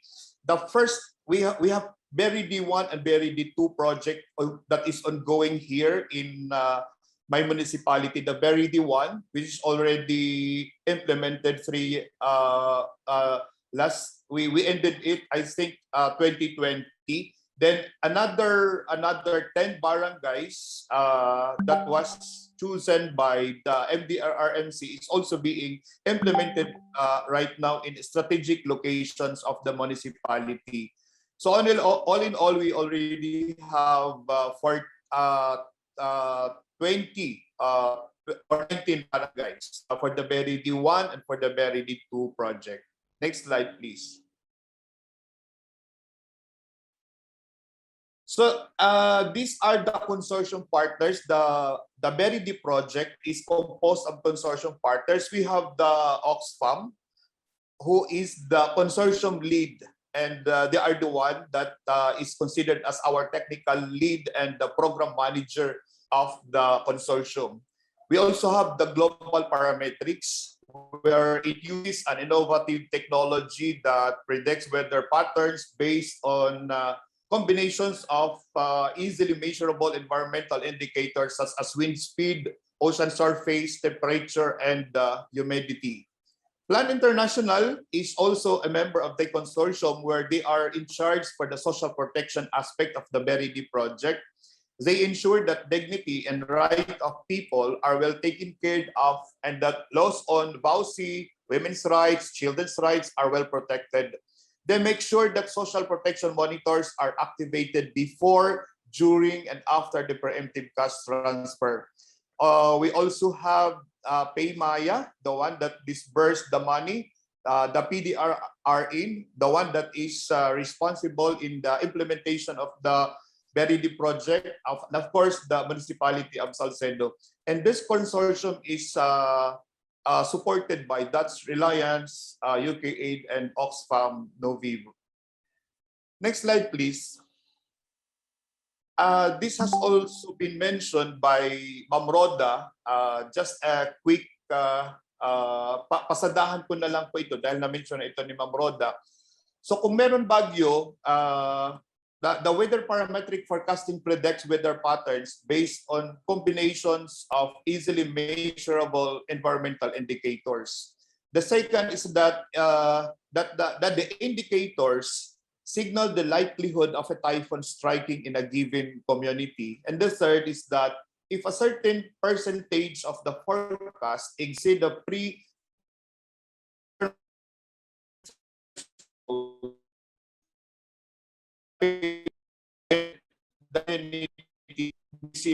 they can get goods or medicines or whatever they need 3 days before the landfall doon sa aming mga tinatawag na money in, money outs. Maintindihan niyo po mamaya-maya kasi i-discuss po yung money in, money outs kung mga ano-ano yun. Next slide, please.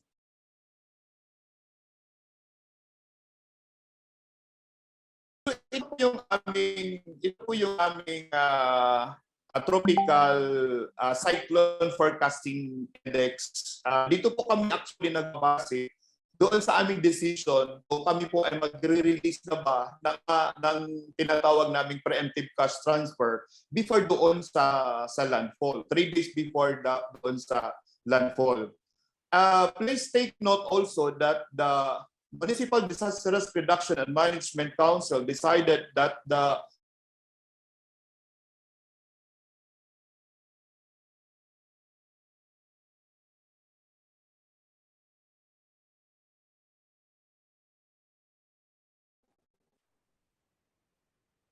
Hello?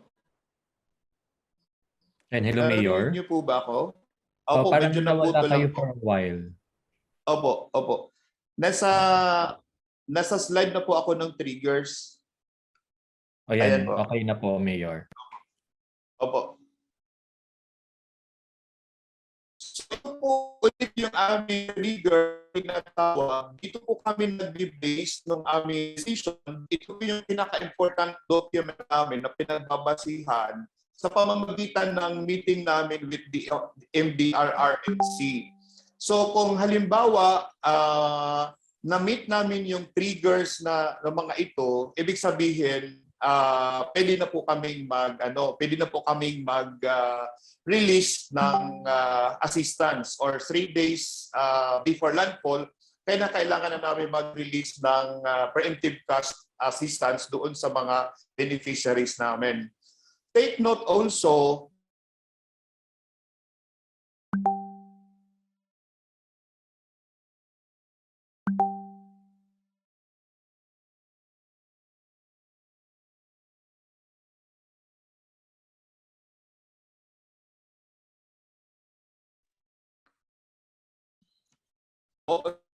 siya napuputol yung aking net. Okay na rin po ba? Okay na po ba yung sounds ko? Okay na, Mayor, pero siguro off natin yung video para hindi niya yung bandwidth, kung okay lang po.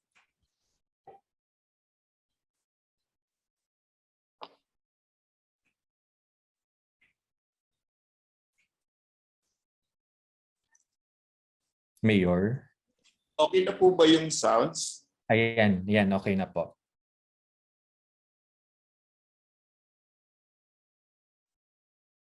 Pasensya na po, nagkakaproblema lang po sa internet.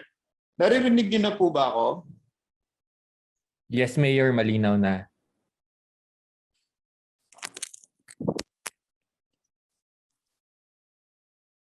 Hello po. Mayor, malinaw na. Narinig ka na po namin.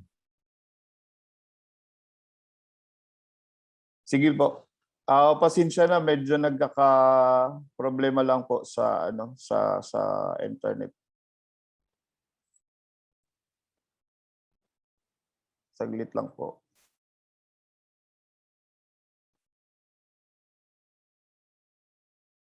Okay po. So, again, ito po yung triggers. Ito po yung aming forecasting index na tinatawag. Pagkatapos, ito po yung aming pinagbabasihan kung kami po ay magbibigay na po ng assistance doon sa mga beneficiaries 3 days before the landfall.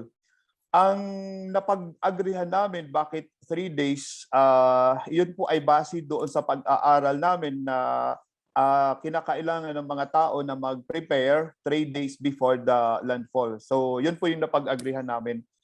And as you may know also, the Pag-asa keep on informing the people na merong bagyo or the kaming mga municipal mayors na merong bagyo. So isa din yan sa aming pinagbabasihan. Also, take note that we are using the wind speed as our basis, and we will be discussing this as we go along with the discussion doon sa triggers. So kung makikita niyo po doon sa aming triggers, doon sa slides, meron po kaming 4 na elements. The first is the forecast, the second is the exposure, the third is the income, and the next or the last is the physical conditions. Ibig sabihin, itong mga elements na to, meron itong mga kaakibat na mga description or indices na kinakailangan namin tingnan para at least masigurado na meron talagang trigger. So the indices doon sa next column may be in terms of percentage, the number of hours, number of days, and number of months, depending on the element. And opposite to that is the description, or what are the guiding points to say that we meet the trigger. Let's say for example, ang DSWD, meron silang memorandum circular. Ang Pag-asa, meron po silang binibigay na severe weather bulletin na nandoon yung kung anong signal na ba, yung wind speed, at saka kung yung nagsasabi na ito po ay makakasira ng mga light materials ng mga bahay. So yun po yung sinasabi ko na kinakailangan natin tingnan. So doon sa element, doon sa index, doon sa description, at saka doon sa sources, either sa agency at saka kung anong reference meron. So itong mga to, ito po yung pinagbabasihan namin before kami mag-decide kung kami na ba ay magbibigay ng preemptive cash sa aming mga beneficiaries. So puntahan po natin yung doon sa forecast, Yung sa forecast po, kung mapapansin niyo po doon, meron pong total number of forecast, meron pong agreeing forecast, and meron pong percentage forecast. Ang hinihingi namin na index doon or yung threshold doon is supposedly 60%. Bakit po 60%? Ito po ay base doon sa pag-aaral ng global parametrics na binigay namin sa kanila. Parang pinag-aralan nila yung track ng munisipyo ng Salcedo ng lahat ng typhoon, and karamihan doon sa broadcast ng mga typhoons na dumarating sa Pilipinas, 60% doon ay nag-agree na yung typhoon ay paparating or will affect the Municipality of Salcedo. So, halimbawa doon sa total forecast, kung halimbawa merong 10 forecasters na nagsasabing tatama yung bagyo, so kailangan 6 doon sa forecasters nag-a-agree na tatama ang bagyo sa munisipyo ng Salcedo or sa Salcedo. So that is we meet the trigger sa total number of forecast. Then also with the agreeing forecast. Ganun din po na nag-a-agree doon sa kanilang pag-aaral, itong mga forecasters natin nag-a-agree na tatama talaga yung bagyo doon sa Salcedo. Then ayun, total forecast, agreeing forecast, as well as percentage forecast, kailangan namin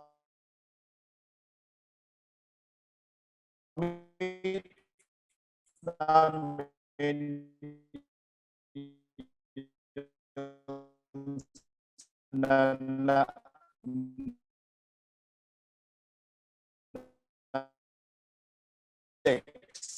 para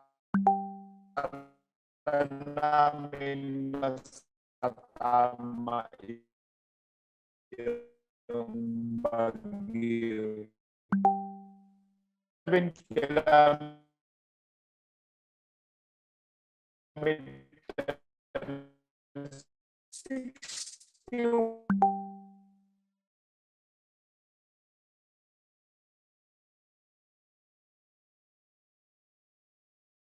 Hello?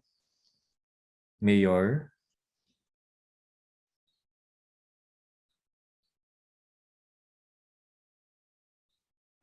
Yun. narinig Mayor? na po ba ako? Medyo nagpuputol-putol lang po yung aking ano. Opo, yan okay na, Mayor. Opo. So usually, ang Pag-asa po ay nagbibigay ng bulletin boards, tapos yun po yung nagiging reference namin kung talagang signal number 2 na ba or hindi pa or yun. So itong mga description ng index or ng forecast, pag na-meet namin yun, yung 60% total forecast, na tapos merong nag-a-agree, tapos yung percentage ng forecast, 60% of which agree that it will affect the Municipality of Salcedo, then merong or nasa signal number 2 kami. Ibig sabihin we meet the trigger for the forecast. Then for the exposure naman po, ang binabasihan namin dito ay yung pre-disaster risk assessment na ginagawa ng MDRRMC before sa typhoon season, for example.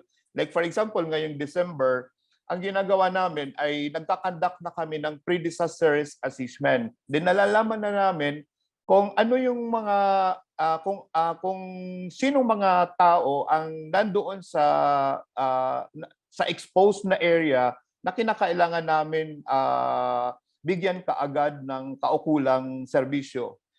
But before I proceed with the discussion doon sa description, yung exposure na element namin ay composed of the people, the dwellings, the livelihoods, the lifelines, as well as the social services. kung makikita nyo doon sa mga sources, yung mga agencies na dito na involved ay ang MSWDO, the MENRO, and the NPDO. Kasi mostly, dito yung mga data kinukuha natin kung sino yung mga tao na vulnerable or exposed masyado doon sa risk or doon sa hazards ng typhoon. So for example, sa people, at least 15% of the population is being threatened.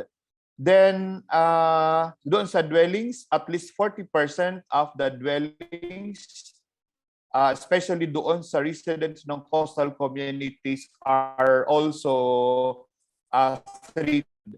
Sa livelihoods naman, at percent of the major sources of the livelihoods is or are threatened, or 72 hours disruption of livelihood actually. Then doon naman sa lifelines, at least 48 hours ang disruption, and doon naman sa social services, at least 50% doon sa mga social services ay disrupted for 3 days or more.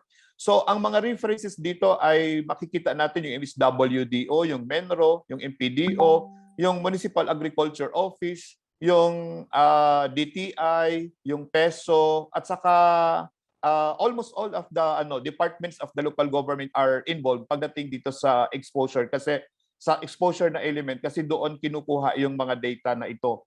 Then pagdating naman sa income as an element doon sa forecasting index namin, nagbase kami doon sa June to February, kasi ito yung mga months na talagang mahina yung income ng mga farmers and fisher folks namin dahil doon sa habagat or doon sa amihan. Then tungkol naman doon sa trigger or doon sa element ng physical condition, at least 3 days na continuous na ulan or 6 hours na intense na rainfall.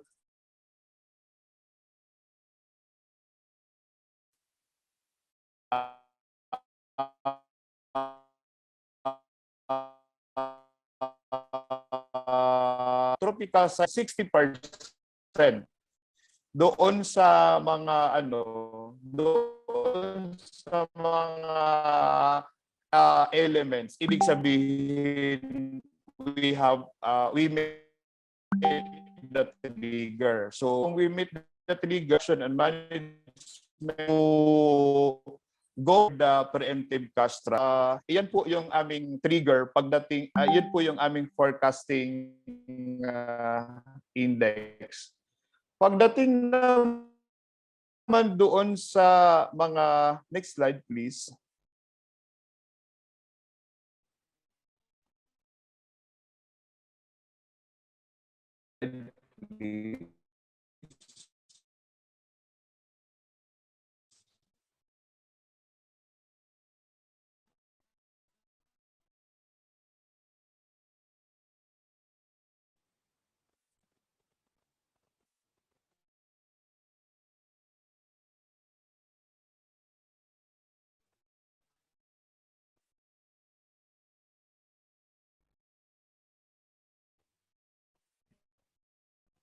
Hello?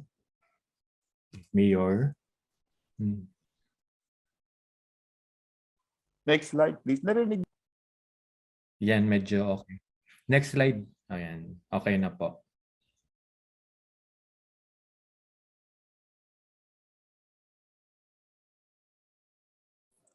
Sir Roger, sorry, naglalag yung aking internet. Okay na po ba? Yun, naririnig ka na, Mayor. Okay na. Opo. Sige po. Pagdating naman po doon sa mga protocol ng preemptive cash transfer, mabanggit ko lang po, kasi nabanggit na din po ito kanina ni Ma'am Roda, ay yung purpose ng aming protocol is to avoid, if not minimize, the negative impact of the tropical cyclone to poor vulnerable households by taking preemptive actions to cope using cash as support.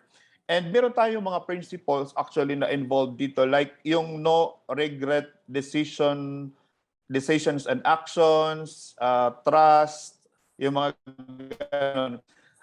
Doon sa no regret decisions and actions, hindi naman po talaga natin ma-sure na 100% na tatama yung bagyo or will bring damage to locality. However, given the available data that 3 days before landfall is this likelihood of bringing damage to the municipality, and will the ever notice that's why it is very important that there should be a criteria in the selection of the beneficiaries.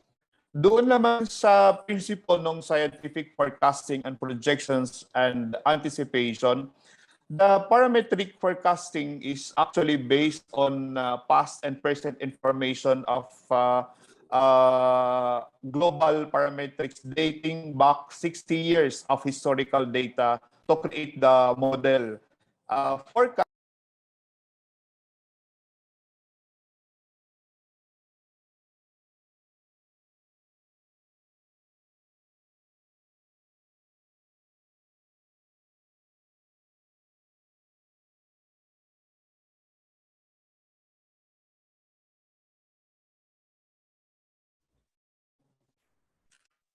Mayor, nawala po ata ulit kayo. doon naman po sa scientific forecasting, projection, and anticipation bilang isa sa mga principles na pinagbabasihan natin, yung parametric model po natin, yung is based doon sa historical data way back 60 years actually, way back 60 years. So the historical data that was used by global parametrics ay galing pa ng 60 years kasi mahirap talaga yung forecast-based financing na model or na innovation. Pero ito po actually yung pinagbabasihan namin. Pag sinabi ng global parametrics na talaga merong paparating na bagyo, we depend on their advice. Then the Municipal Disaster Risk Reduction and Management Council used to prepare na that we have to go with the transfer. Then, of course, trust is also one of the principles because in every disaster, time is of the essence and it needs fast decision making that requires collaborative actions of all stakeholders, including the agencies within the MDRRMC, also the non-government organizations and the private sector. That is why trust is very important. And the Verity project, one of the principle is within the Verity project is it is biased to most vulnerable household because the degree of vulnerability is the determining factor of people's susceptibility of impact of tropical cyclones. As always, the poor are the most vulnerable that commonly live in an unsafe location, fragile housing structure, daily and low earnings with no reserves, and other factors that often the hardest hit by disasters. Ika nga, they are actually, their livelihoods are for their own sustenance, for their daily sustenance. And of course, one of the principle is transparency and accountability of the local government unit. In the Municipality of Salcedo, we are institutionalizing good governance, especially the DRR governance, when it comes to their participation, empowerment of our communities, and our goal of being resilient will only be achieved if we engage with multi-stakeholders. Therefore, transparency, accountability must always be at the heart of the DRR governance. And given the limited resources of the LGU, we have to partner or to engage with partners. And we always commit that we will institutionalize good governance initiatives, especially DRR DRR governance in the municipality.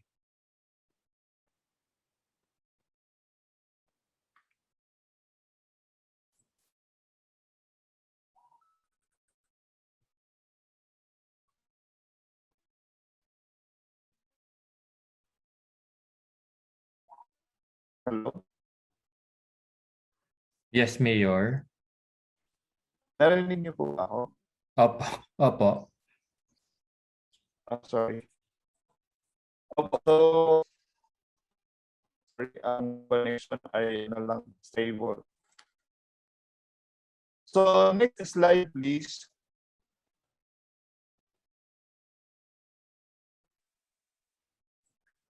So ito po yung scope ng aming Verity project. Of course, ano yon, parang yung composition lang yon ng DRMC, tapos yung cycle ng aming model, tapos yung kung sino yung mga responsible persons na nandoon sa Verity project. Next slide please. So ito po yung cycle ng preemptive cash transfer. Una, doon sa cycle ay yung preparedness. Kagaya ng LGU-led namin na ginagawa ngayon, yung Verity project, ang aking anticipatory team actually is on the ground right now. Ang kanilang ginagawa ay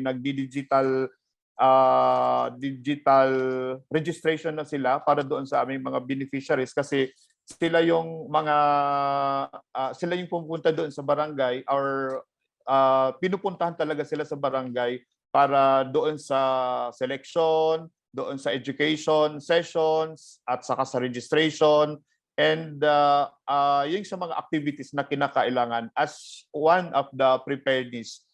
Ang preparedness dito is ang preparedness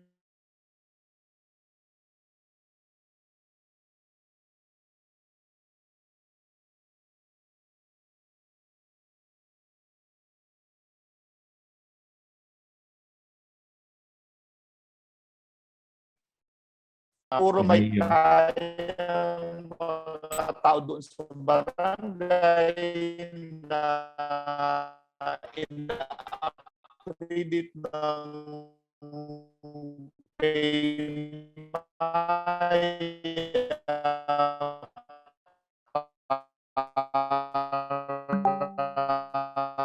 mga goods. Saka meron ding mga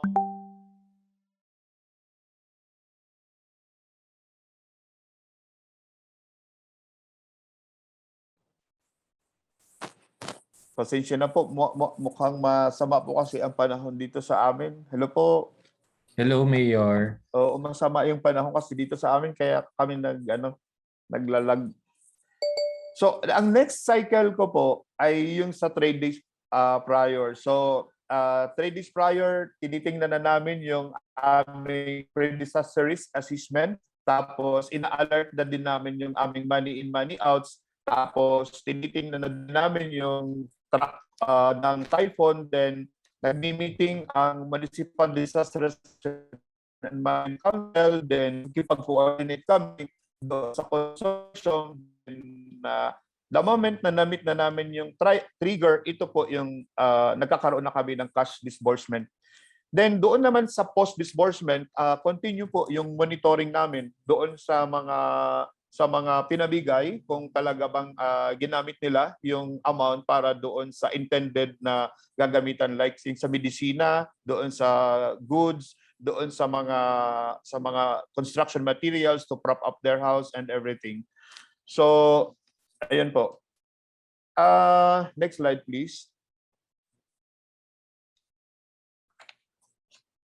Ang mga lessons na natutunan namin doon sa Verity project is that yung single source of information is not enough actually. So,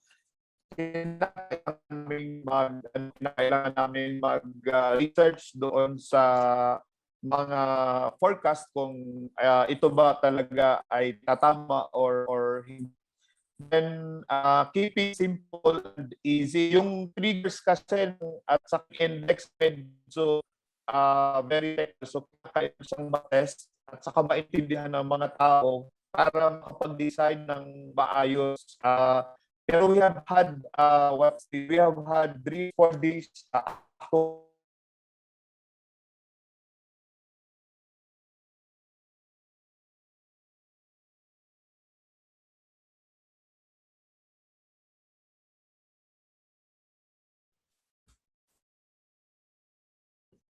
Yun. Hello, Mayor. Hello, sir. Medyo choppy Narinig niyo po. ba ako? Medyo choppy ng konti. Hello, Sir Roger, dyan na ba? Ayan, okay na, sir. Hello? Opo. Sige po, naku, pasensya na. Binabanggit ko po actually yung aming mga lessons learned. Hindi ko pa po makita yung aking slides.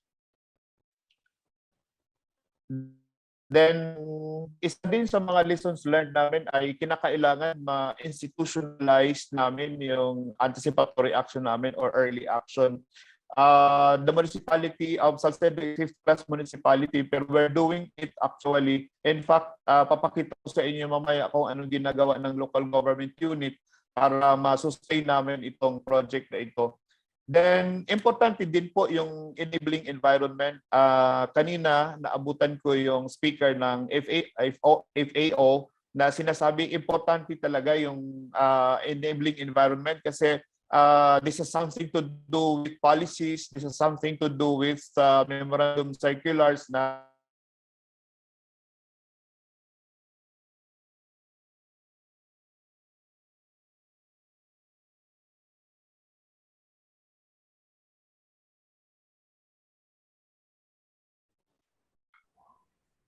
okay po. Then,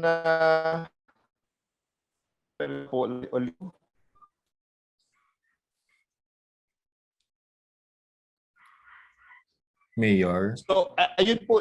Opo.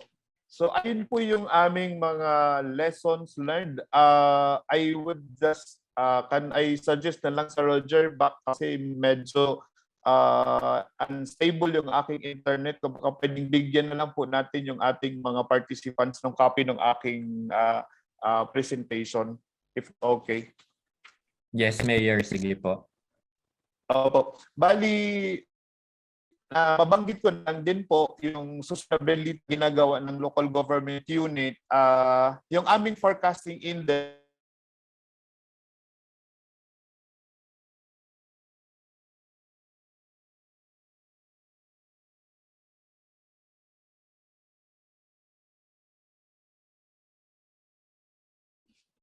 Yan, Mayor, parang nawala po ulit kayo. Roger, pasensya na. Okay, sige po. Ito po yung mga initiatives na ginagawa nung aming next slide please.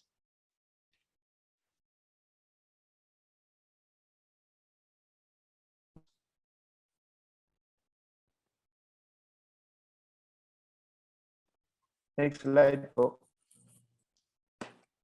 Ito po yung pagdating doon sa sustainability ng anticipatory action namin preemptive cash transfer. The municipal councilors, the Sangguniang Bayan, ay in-adapt na po yung aming forecasting index. And isa po ito sa mga nagiging basehan namin para at or ma-sustain namin. Please. Ako po ay nagtalaga na rin ng next slide please. Ayan po. Ako po ay nagtalaga na din po ng opisina para sa aking team. Sabi ko sa inyo, meron po kaming very dito project dito na LGU-led na ako po ay nagtalaga ng office sa kanila at saka mga tao na mag-handle doon sa opisina. Next slide please. Ito po yung nakakatuwa dahil no less than the ambassador, the US ambassador Teodoro Locsin, the Philippine Secretary of Foreign Affairs in an anticipatory event, he stressed the commitment of the Philippines to anticipatory action, and he said that predicting, preventing, and mitigating the shocks and impacts are key to disaster risk reduction and management. This is a welcome development for us because the very deep project being piloted in the Municipality of Salcedo has the assurance that there will be policies that would support anticipatory action. He even stressed that the best policies are based on common sense, and like us in our municipality, We are the ones who are on the ground from prevention and mitigation to rehabilitation and recovery. And based on our experience, anticipatory action like preemptive cash transfer is really practical and giving assistance that is really practical than giving assistance after impact. He also stressed that the Philippines is willing to be the pilot country on anticipatory action. And we are doing it already through the Beridi project. From the experiences from the ground, we have to bring that up for an enabling environment so that this will indeed become a law and that all local government units would have institutionalized it and become a regular program. Next slide, please. And true enough, last November 8, 2021, in commemoration with the 8th Super Typhoon Haiyan, an inception meeting was held in the municipality where members of the MDRRMC were in attendance. The United Nations Central for Emergency Relief Fund was tapped by FOA and Oxfam and PDRRN to pilot anticipatory action in my municipality, not only preemptive multi-purpose cash transfer, but also for vulnerable livelihoods and asset protection. This is on top of our Beridi project that is being implemented right now. This is indeed a very good development in our effort that government and non-government organizations should invest in anticipatory action. Next slide, please. Our scaling pathways of the Beridi project is one is for the government to engage preemptive finance programs. Second is to use parametric trigger as basis for anticipatory action. And while doing this, CSOs and communities must ensure equity and justice. The fourth is the Beridi must be has sustainable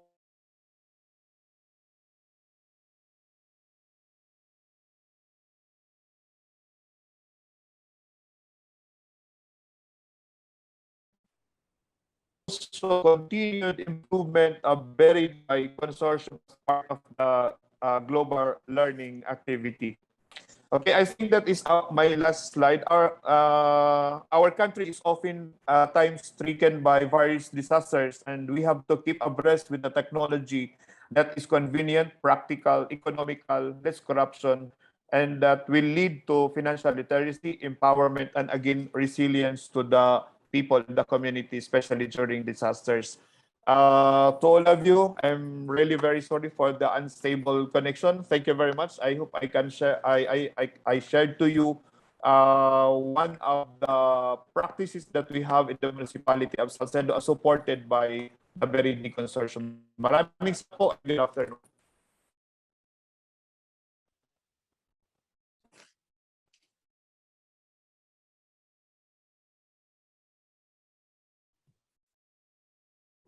Maraming salamat po, Mayor Margal. Understandable po ang ating internet connection, but I hope the participants po were able to catch po the presentation po of Mayor Margal. No? Rest assured po that we will be distributing po the presentation materials to all the participants. Also, kindly reminder lang po for those who haven't answered po the attendance forms yet. Okay po, so let's proceed na po to the open forum. We have a very limited time na lang po, no? So we'll be answering three questions na lang po. So to my colleagues po, kindly. So the first question I think is intended for Ms. Anna Dizon. The first question po is, what strategies can you share to help LGUs access external funding through partnerships, similar to the cases shared in the lectures? From Mr. Joel Toledo. Ms. Anna?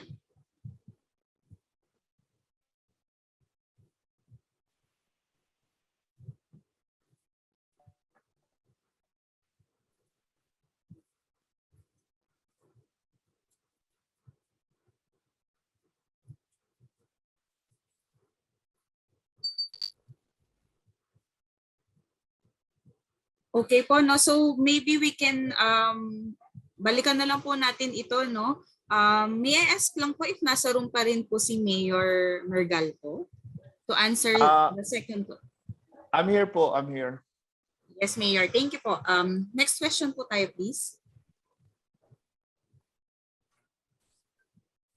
The next question po, Mayor, is what to do now? We are now experiencing heavy floods in our area, though the typhoon is outside par yet.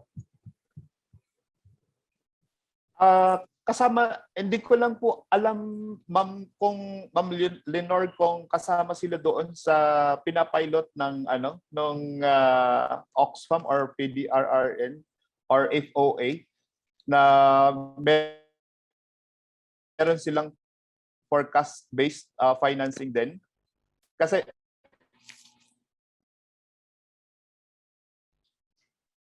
hello, kagaya doon sa aming, ma-share ko lang ma'am yung doon sa aming triggers. 'Di ba? Isa doon sa mga elements na meron ako yung sa precipitation ng rainfall. Although wala pang bagyo, basta tuloy-tuloy na siya ng 3 days, actually, we meet the trigger. Tapos kung hindi man siya 3 days pero 6 hours na intense rain, actually pwede na siyang preemptive cash transfer kung 'yan yung ang aming model kasi Ma'am Lenore is about typhoon kasi hindi po namin hindi kasama doon sa mga triggers namin yung sa flooding. Pero ang pagkakaalam ko yung po nung flooding na hazard. Let's say for example dito sa Eastern Samar, ang sa Salcedo ay typhoon, ang sa isa namang munisipyo ay flooding.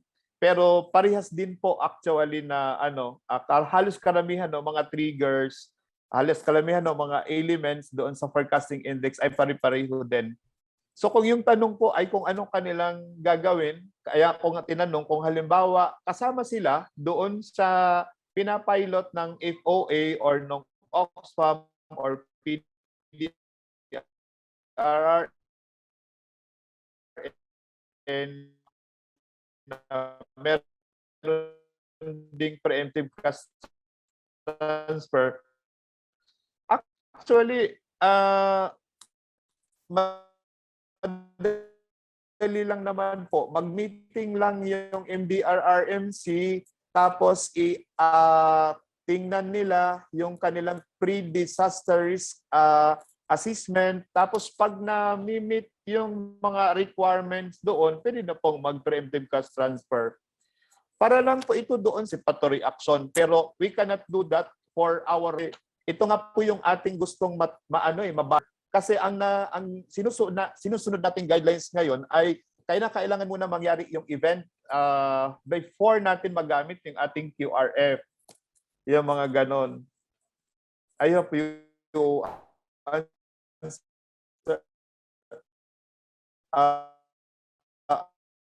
hope I answered your question po.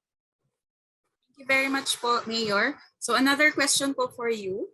Next slide, please. Per Jesus Basena po, napakaganda po ng inyong ginawa, Mayor, patungkol sa preemptive cash transfer. Sa amin po ay hindi po allowed ng COA, in kind lang po, at pwede lang po maglabas ng tulong o ayuda pag declared na po ang lugar ay under state of calamity. Ang tanong ko po, hindi po ba kayo nagka-problema sa COA? Opo, magandang tanong po yan kasi in all my presentations, isa po talaga yan sa palaging tinatanong ng mga participants. Sa ngayon po, totoo po yun. Ang ginagamit natin na guidelines yung I don't know if I am correct, I think it's Memorandum Circular 60 na dapat pwede lang makareceive ng assistance ang mga tao pag halimbawa upon impact. Pero yung ginagawa natin ngayon sa anticipatory action, it should be 3 days before impact. Kasi based doon sa experience natin, sa akin din, ang assistance before impact dahil less stress kasi siya sa local government unit at saka nagkakaroon na ng peace of mind ang mga tao na whatever happens, bumagyo man, kinaumagahan after the typhoon ay meron silang kakainin. Tapos yung kanilang mga bahay para at least mag-withstand doon sa paparating na bagyo, kinakailangan nila bumili ng mga materials, construction materials to prop up and withstand the incoming typhoon. So, isa yun sa mga tinitingnan natin. Yes, ang ginagamit natin na guidelines ay after impact, pero yun nga po yung purpose natin na kinakailangan ma-convince natin ang ating national government na maibigay yung kailangan tulong 3 days before impact. So, yan po yung pinaglalaban natin dito sa project na ito. Kung ang tanong ay gumamit kami ng pera ng LGU para dito, sa ngayon wala ako. Kasi funded or ito po ay pilot project pa lang po ito ng consortium dito sa local government unit of Salcedo. Ngayon po sa LGU-led namin na ginagawa, syempre nakakagasto na rin ako doon sa like yung pagpapasweldo ng aking mga empleyado. Pero hindi ako gumagamit doon sa DRR fund. Gumagamit ako doon sa aking sariling MOOE, yung mga ganon. Pagkatapos, meron naman tayong mga existing memorandum circular, halimbawa yung preposition goods, 'di ba? Pwede tayong makabili ng goods as preposition para ipamigay doon sa mga taong mangangailangan. Yun nga lang during evacuation, yung mga ganon. Pero meron namang preposition goods natin na hindi naman nauubos. So nakakagamit talaga tayo ng fund. Hindi nga lang doon sa DRR fund kundi doon sa ibang fund na pwedeng pagkunan. Wag lang tayong gagamit ng DRR fund kasi magkakaproblema tayo talaga sa COA. Thank you very much po, Mayor. So, I guess po meron pa tayong last question po, no? Even if wala po si Miss Ana, no? Meron lang po sana kaming gustong idagdag na from Mr. Joel Toledo.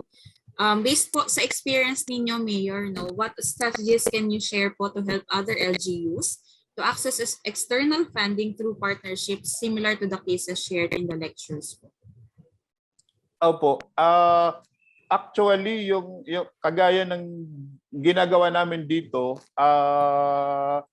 talaga kinakailangan makipag-partner kasi we have limited resources. All local government units, alam ito ng mga LDRR fund, yung 5% talaga na naka-allocate sa kanila as DRR fund ay hindi talaga kasya doon sa mga gastusin. Tapos, ang ginagawa namin, of course, we value partnerships and we ask the help of private individuals. Siguro, private individuals or private organizations. Siguro maswerte lang ang local government unit ng Salcedo dahil yung aking mga partners na nandito ay nandito sa akin nung simula pa nung Typhoon Yolanda. And tinulungan nila ako na sa mga programs ng disaster risk reduction and climate change, being resilient. Nandito sila actually sa akin.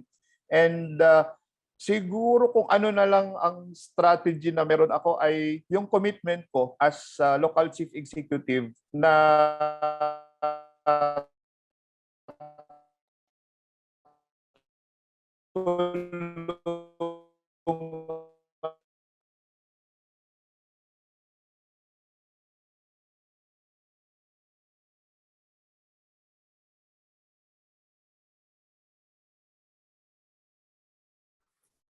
Hello, Mayor.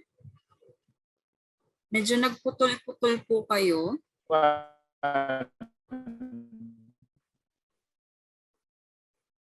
Hello, Mayor.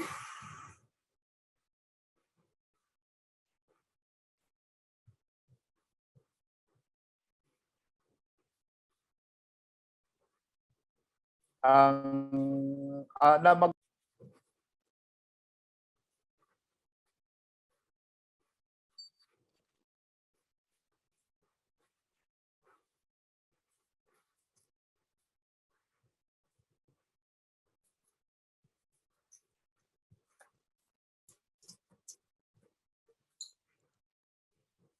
So I guess po na-disconnect lang po ng bahagya po si, ayan po, Mayor.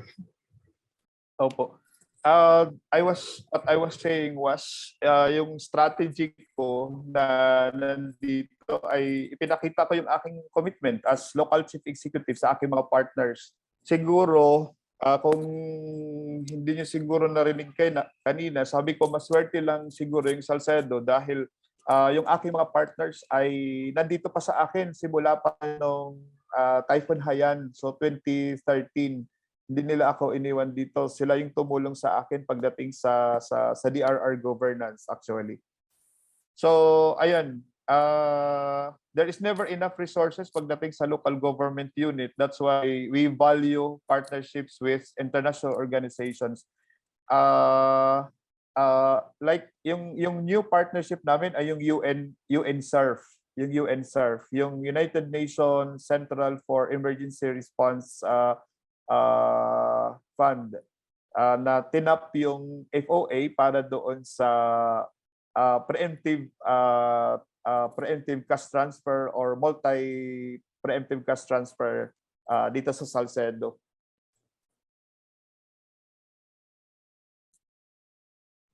Thank you very much po, Mayor Mergal. I guess nandito po kasama po natin si Miss Roda. Ma'am Roda, do you have any additions po to the answer of Mayor Mergal?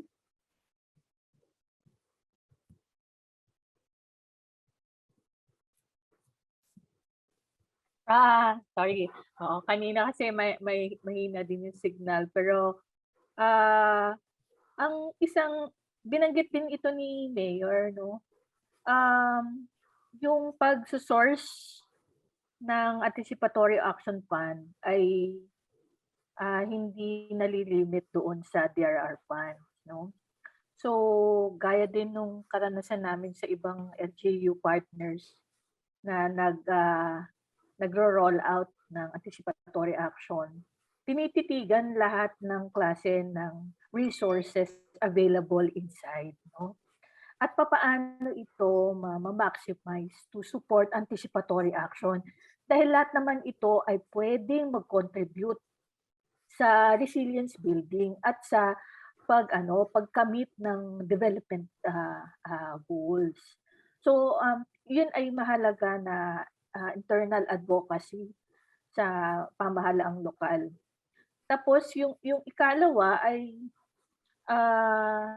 mahalaga din yung pag-map out ng iba't ibang external actors na may kaparehong layunin. At yung anticipatory action ay talagang gaining ground. Kaya din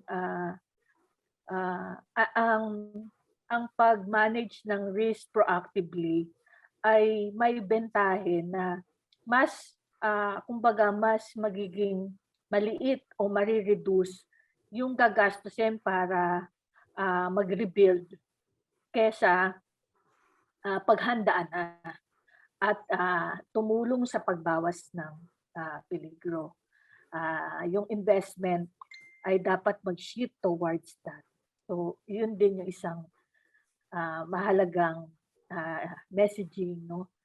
Even to external partners na pwedeng tumulong to support funding for anticipatory action.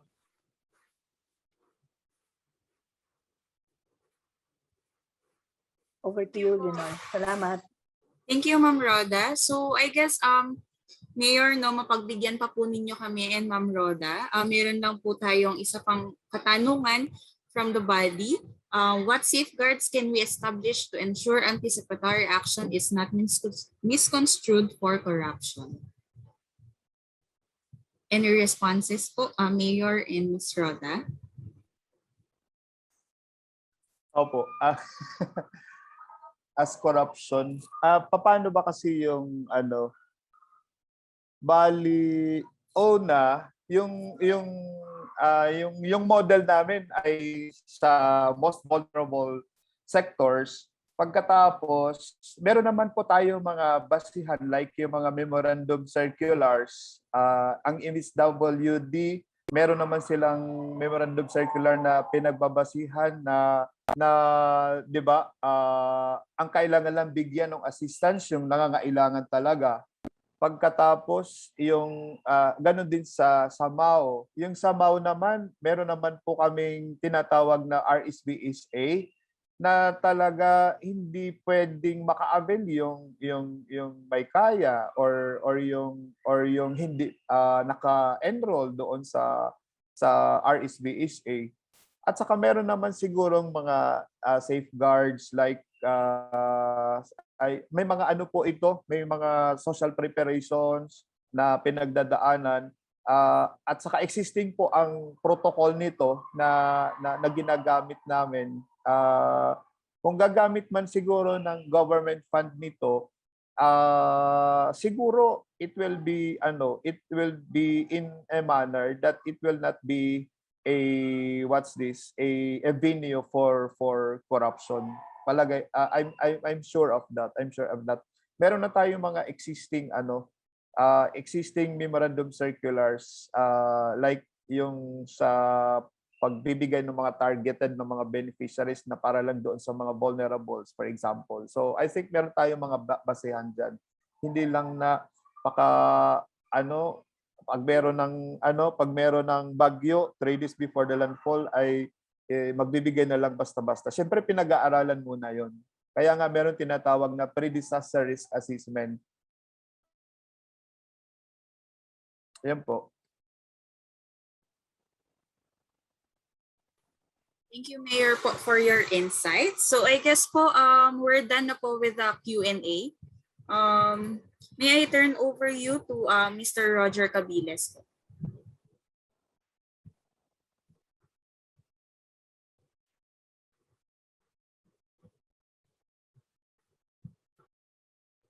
Sir Roger, the floor is yours na po.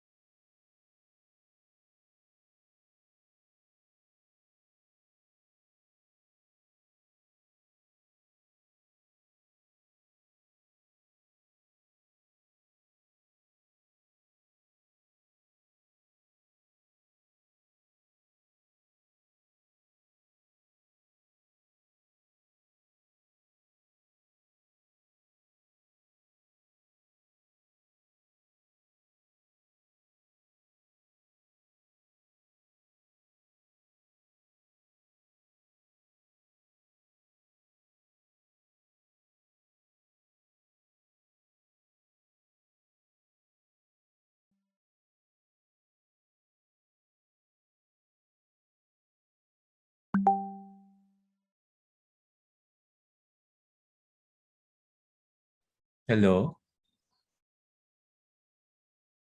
Yan, parang nagkaroon ata ng connection problem. Na-disconnect ako at saka si Lenore. So, siguro diretso na po tayo sa sa synthesis, no? Yung very rich yung discussion natin today, at personally I think it is very very useful, very meaningful for LDRRMOs and LGU officials. So, yung discussion kanina ni Ms. Ana, yung una niyang sinabi, di ba? Humanitarian systems in general po is very reactive and not proactive. At kahit nga po yung crisis ay pwedeng mapaghandaan or can be foreseen, it is too often not unlocked until people are dying. So humanitarian response arrives late after the situation have deteriorated in the crisis. And I think from your experience as the frontliners in responding to disasters, you can relate with this observation. So we would want to improve the capacity of our frontliners, of our national government and local government units in the face of impending hazards and disasters, especially for a country like the Philippines po. So yung talagang pinupush natin, ina-advocate natin ay itong anticipatory action to anticipate a crisis intended to mitigate the impact of disasters or to improve the response. And then we move to the lessons from FAO's implementation sa kanilang anticipatory action activity in Mindanao. So yung highlight siguro doon, no, yung $1, sabi ni Ms. Dela, $1 na ginastos for anticipatory action activity, ang return niya ay equivalent to $4.4. So malaki yung masisave na pwedeng magamit sa ibang mga very important na mga activities rin. So yung ilan sa mga lessons and challenges from their experience, diba? Yung financing, you can capitalize on existing pre-arranged funding. So yung People Survival Fund, the NDRRMF. Tapos yung isang possible po ay yung Mandanas, yung Mandanas ruling na baka pwedeng ma-access yung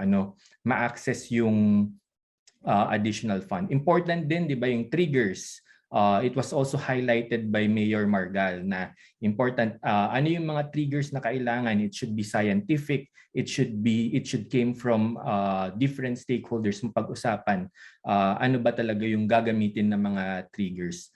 It is also important yung institutional arrangement and yung coordination. So yung governance structure, yung stakeholder at yung community dapat may ownership. So it can be a platform to really rally support and create good practices na mapapakita natin it's possible to scale up this kind of anticipatory action activities. And then yung last na lessons learned from FAO presentation ay yung policy environment. So yung clear directive, di ba, from our national government agencies, how do we move forward with this, especially with the OCD, DILG, and then yung COA, di ba?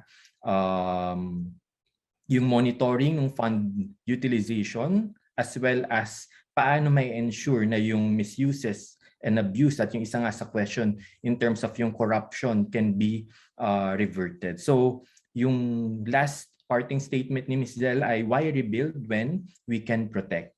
And siguro yung last na presentation from Oxfam and from Mayor Margal of Salcedo, Eastern Samar, they highlighted the Be Ready project that was implemented in Salcedo, Eastern Samar. At napakita nga natin na this anticipatory action initiative works and this can be scaled up and institutionalized.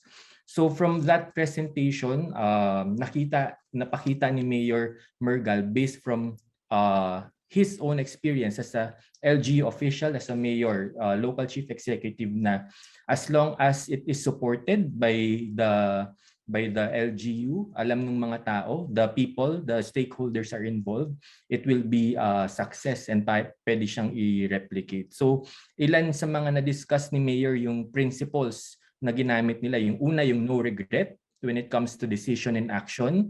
It is really important to really base our forecast, our projection, and our anticipatory activity in science, di ba?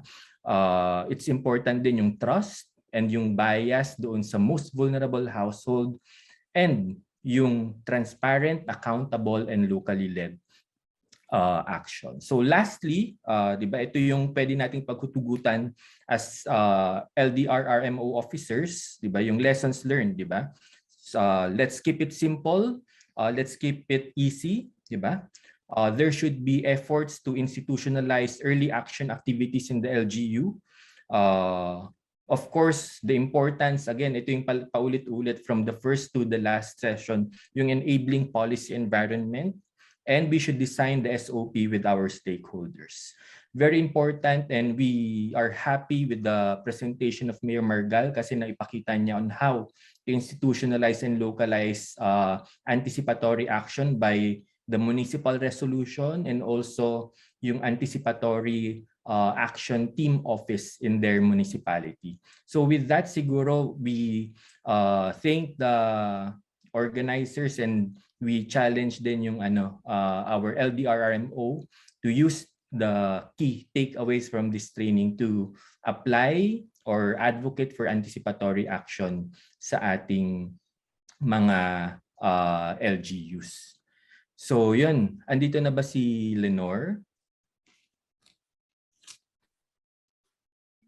Thank you very much po, Sir Roger po, for summarizing the lectures po for today. So before we end po, may we ask lang po our teammates po, no? So as mentioned po earlier by Sir Roger, we have to answer po the training needs assessment for LDRMOs. Dito po ay para lang po maibigay namin kung para needs-based po tayo, no? Para makita namin kung ano po talaga yung pangangailangan po ng ating mga LDRMOs when doing capacity building activities like this po. And also po, we'd like to know your insights din po sa ating operation list to manual for Typhoon. Kasi we plan po to expand it, no, to update it dahil po sa mga circumstances din natin ngayon. Okay po? Next slide po. So the links po are shared po through our chat box. Ibinigay po ito ni Ms. Lay po, no? So you may yes po. You may access po the links in the chat box. And of course, for us to know your thoughts po and your insights din po regarding our delivery and the content of this webinar sessions, kindly answer lang po ang ating feedback form. So as mentioned po earlier, the attendance form and the feedback form will be our basis po in the sharing of the presentation materials. We'll give you at least 2 minutes po to answer the feedback form. Our teammates po, our colleagues po from the LGA will share the links po in the chat box.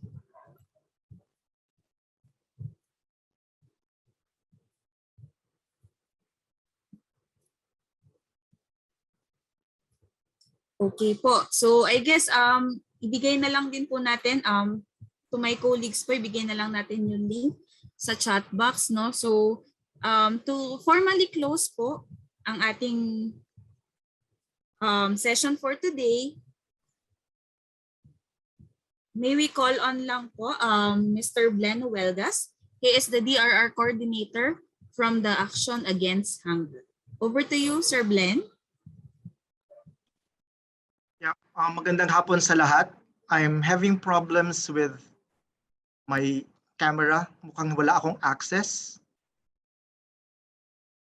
You cannot start your video because the host has stopped it. So I'm not sure, pero I'll just proceed with the closing. So I just wanted to thank everybody who participated, especially the people from the LGUs and from our partners as well from different organizations. And of course, we wanted to thank Anna, Zella, Rhoda, and the mayor, who has really put in a lot of efforts into making sure that the anticipatory action takes off from the Philippines, both at the global, national, and the local level. Ang sa akin siguro, just to maganda rin yung na-summarize ni Roger yung ating mga takeaways. But I think for me, as in any new thing that is happening, especially in the ambit or the purview of disaster risk reduction, laging mahirap magsimula at laging mahirap pag may mga bagong ipinapakita o pinapatupad, lalo na kung ito ay patungkol sa mga polisiya, sistema, at lalo na patungkol sa usapin ng resources. So, but I think for the anticipatory action, we have a very solid concept, which means there is something there that we can work on. And it's not just something that we can throw away, because this is going to be life-saving. At the same time, it will really change a lot of how we do things and how we put in our resources to these things. So lagi kong sinasabi that challenge of new things is really making it tangible, making it more feasible. So I think yung discussion this afternoon was really like pinakita ni Ana yung buong konsepto kung anong dapat gawin. Pinakita ni Zella at ni Mayor at ng Oxfam how it can be done. So we have a solid concept. We are building cases that proves that this concept can work. And we're trying to build the enabling environment and the policies that needs to be in place. So sa akin lang, I think the advocacies for anticipatory action has taken ground and it's taking roots. Okay.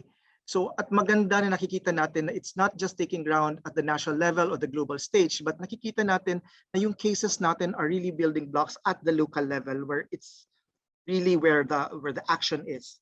So magandang tingnan at magandang pangitain for we're ending 2021 and we're moving on to 2022, that we carry on the advocacies both at the policy level, at the systems level, and especially in the institutional and partnership level. Importante na makita natin na the institutions that are essential in making things happen on the ground are really on the same track.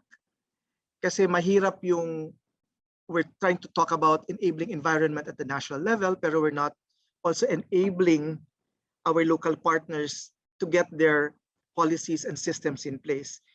So I think it has always been a balance of what we can do at the national, at the same time, what can be done at the local level. At the same time, anticipatory action requires a lot of creative thinking. So hindi lang ito creative sa policy, kundi pati sa financing. How do we look at where to get the resources? Nakita natin yun sa ginawa ng ni na Mayor. Okay. And I think aside from being creative about it is really letting go of what we have had experiences before, meaning laging sinasabi natin, think out of the box. Okay. Break the systems, not really break the systems, but making sure that the systems are flexible enough to adjust to different situations. Kasi yung disaster risk reduction naman, it's not parang tawag ito, isang parang hindi mo pwedeng duwagin, okay? So it's not something that you cannot change, it's not something that is not flexible. Because remember, risk reduction is always context-based. So pag tinignan natin ito, tingnan din natin yung ating anticipatory action, what context are we working at right now, and how can we be more creative and think out of what we have done before. So lalo na ngayon, maraming challenges na nangyayari sa atin. I think it's also getting us to think out of the box, making us more creative in so many ways. So sa akin, the enabling environment is very important, but at the same time, it's really how leadership, partnerships, institution can work together in making anticipatory action work. As I have said, we have a solid concept. We have the systems or the processes and the cases that will show it can work.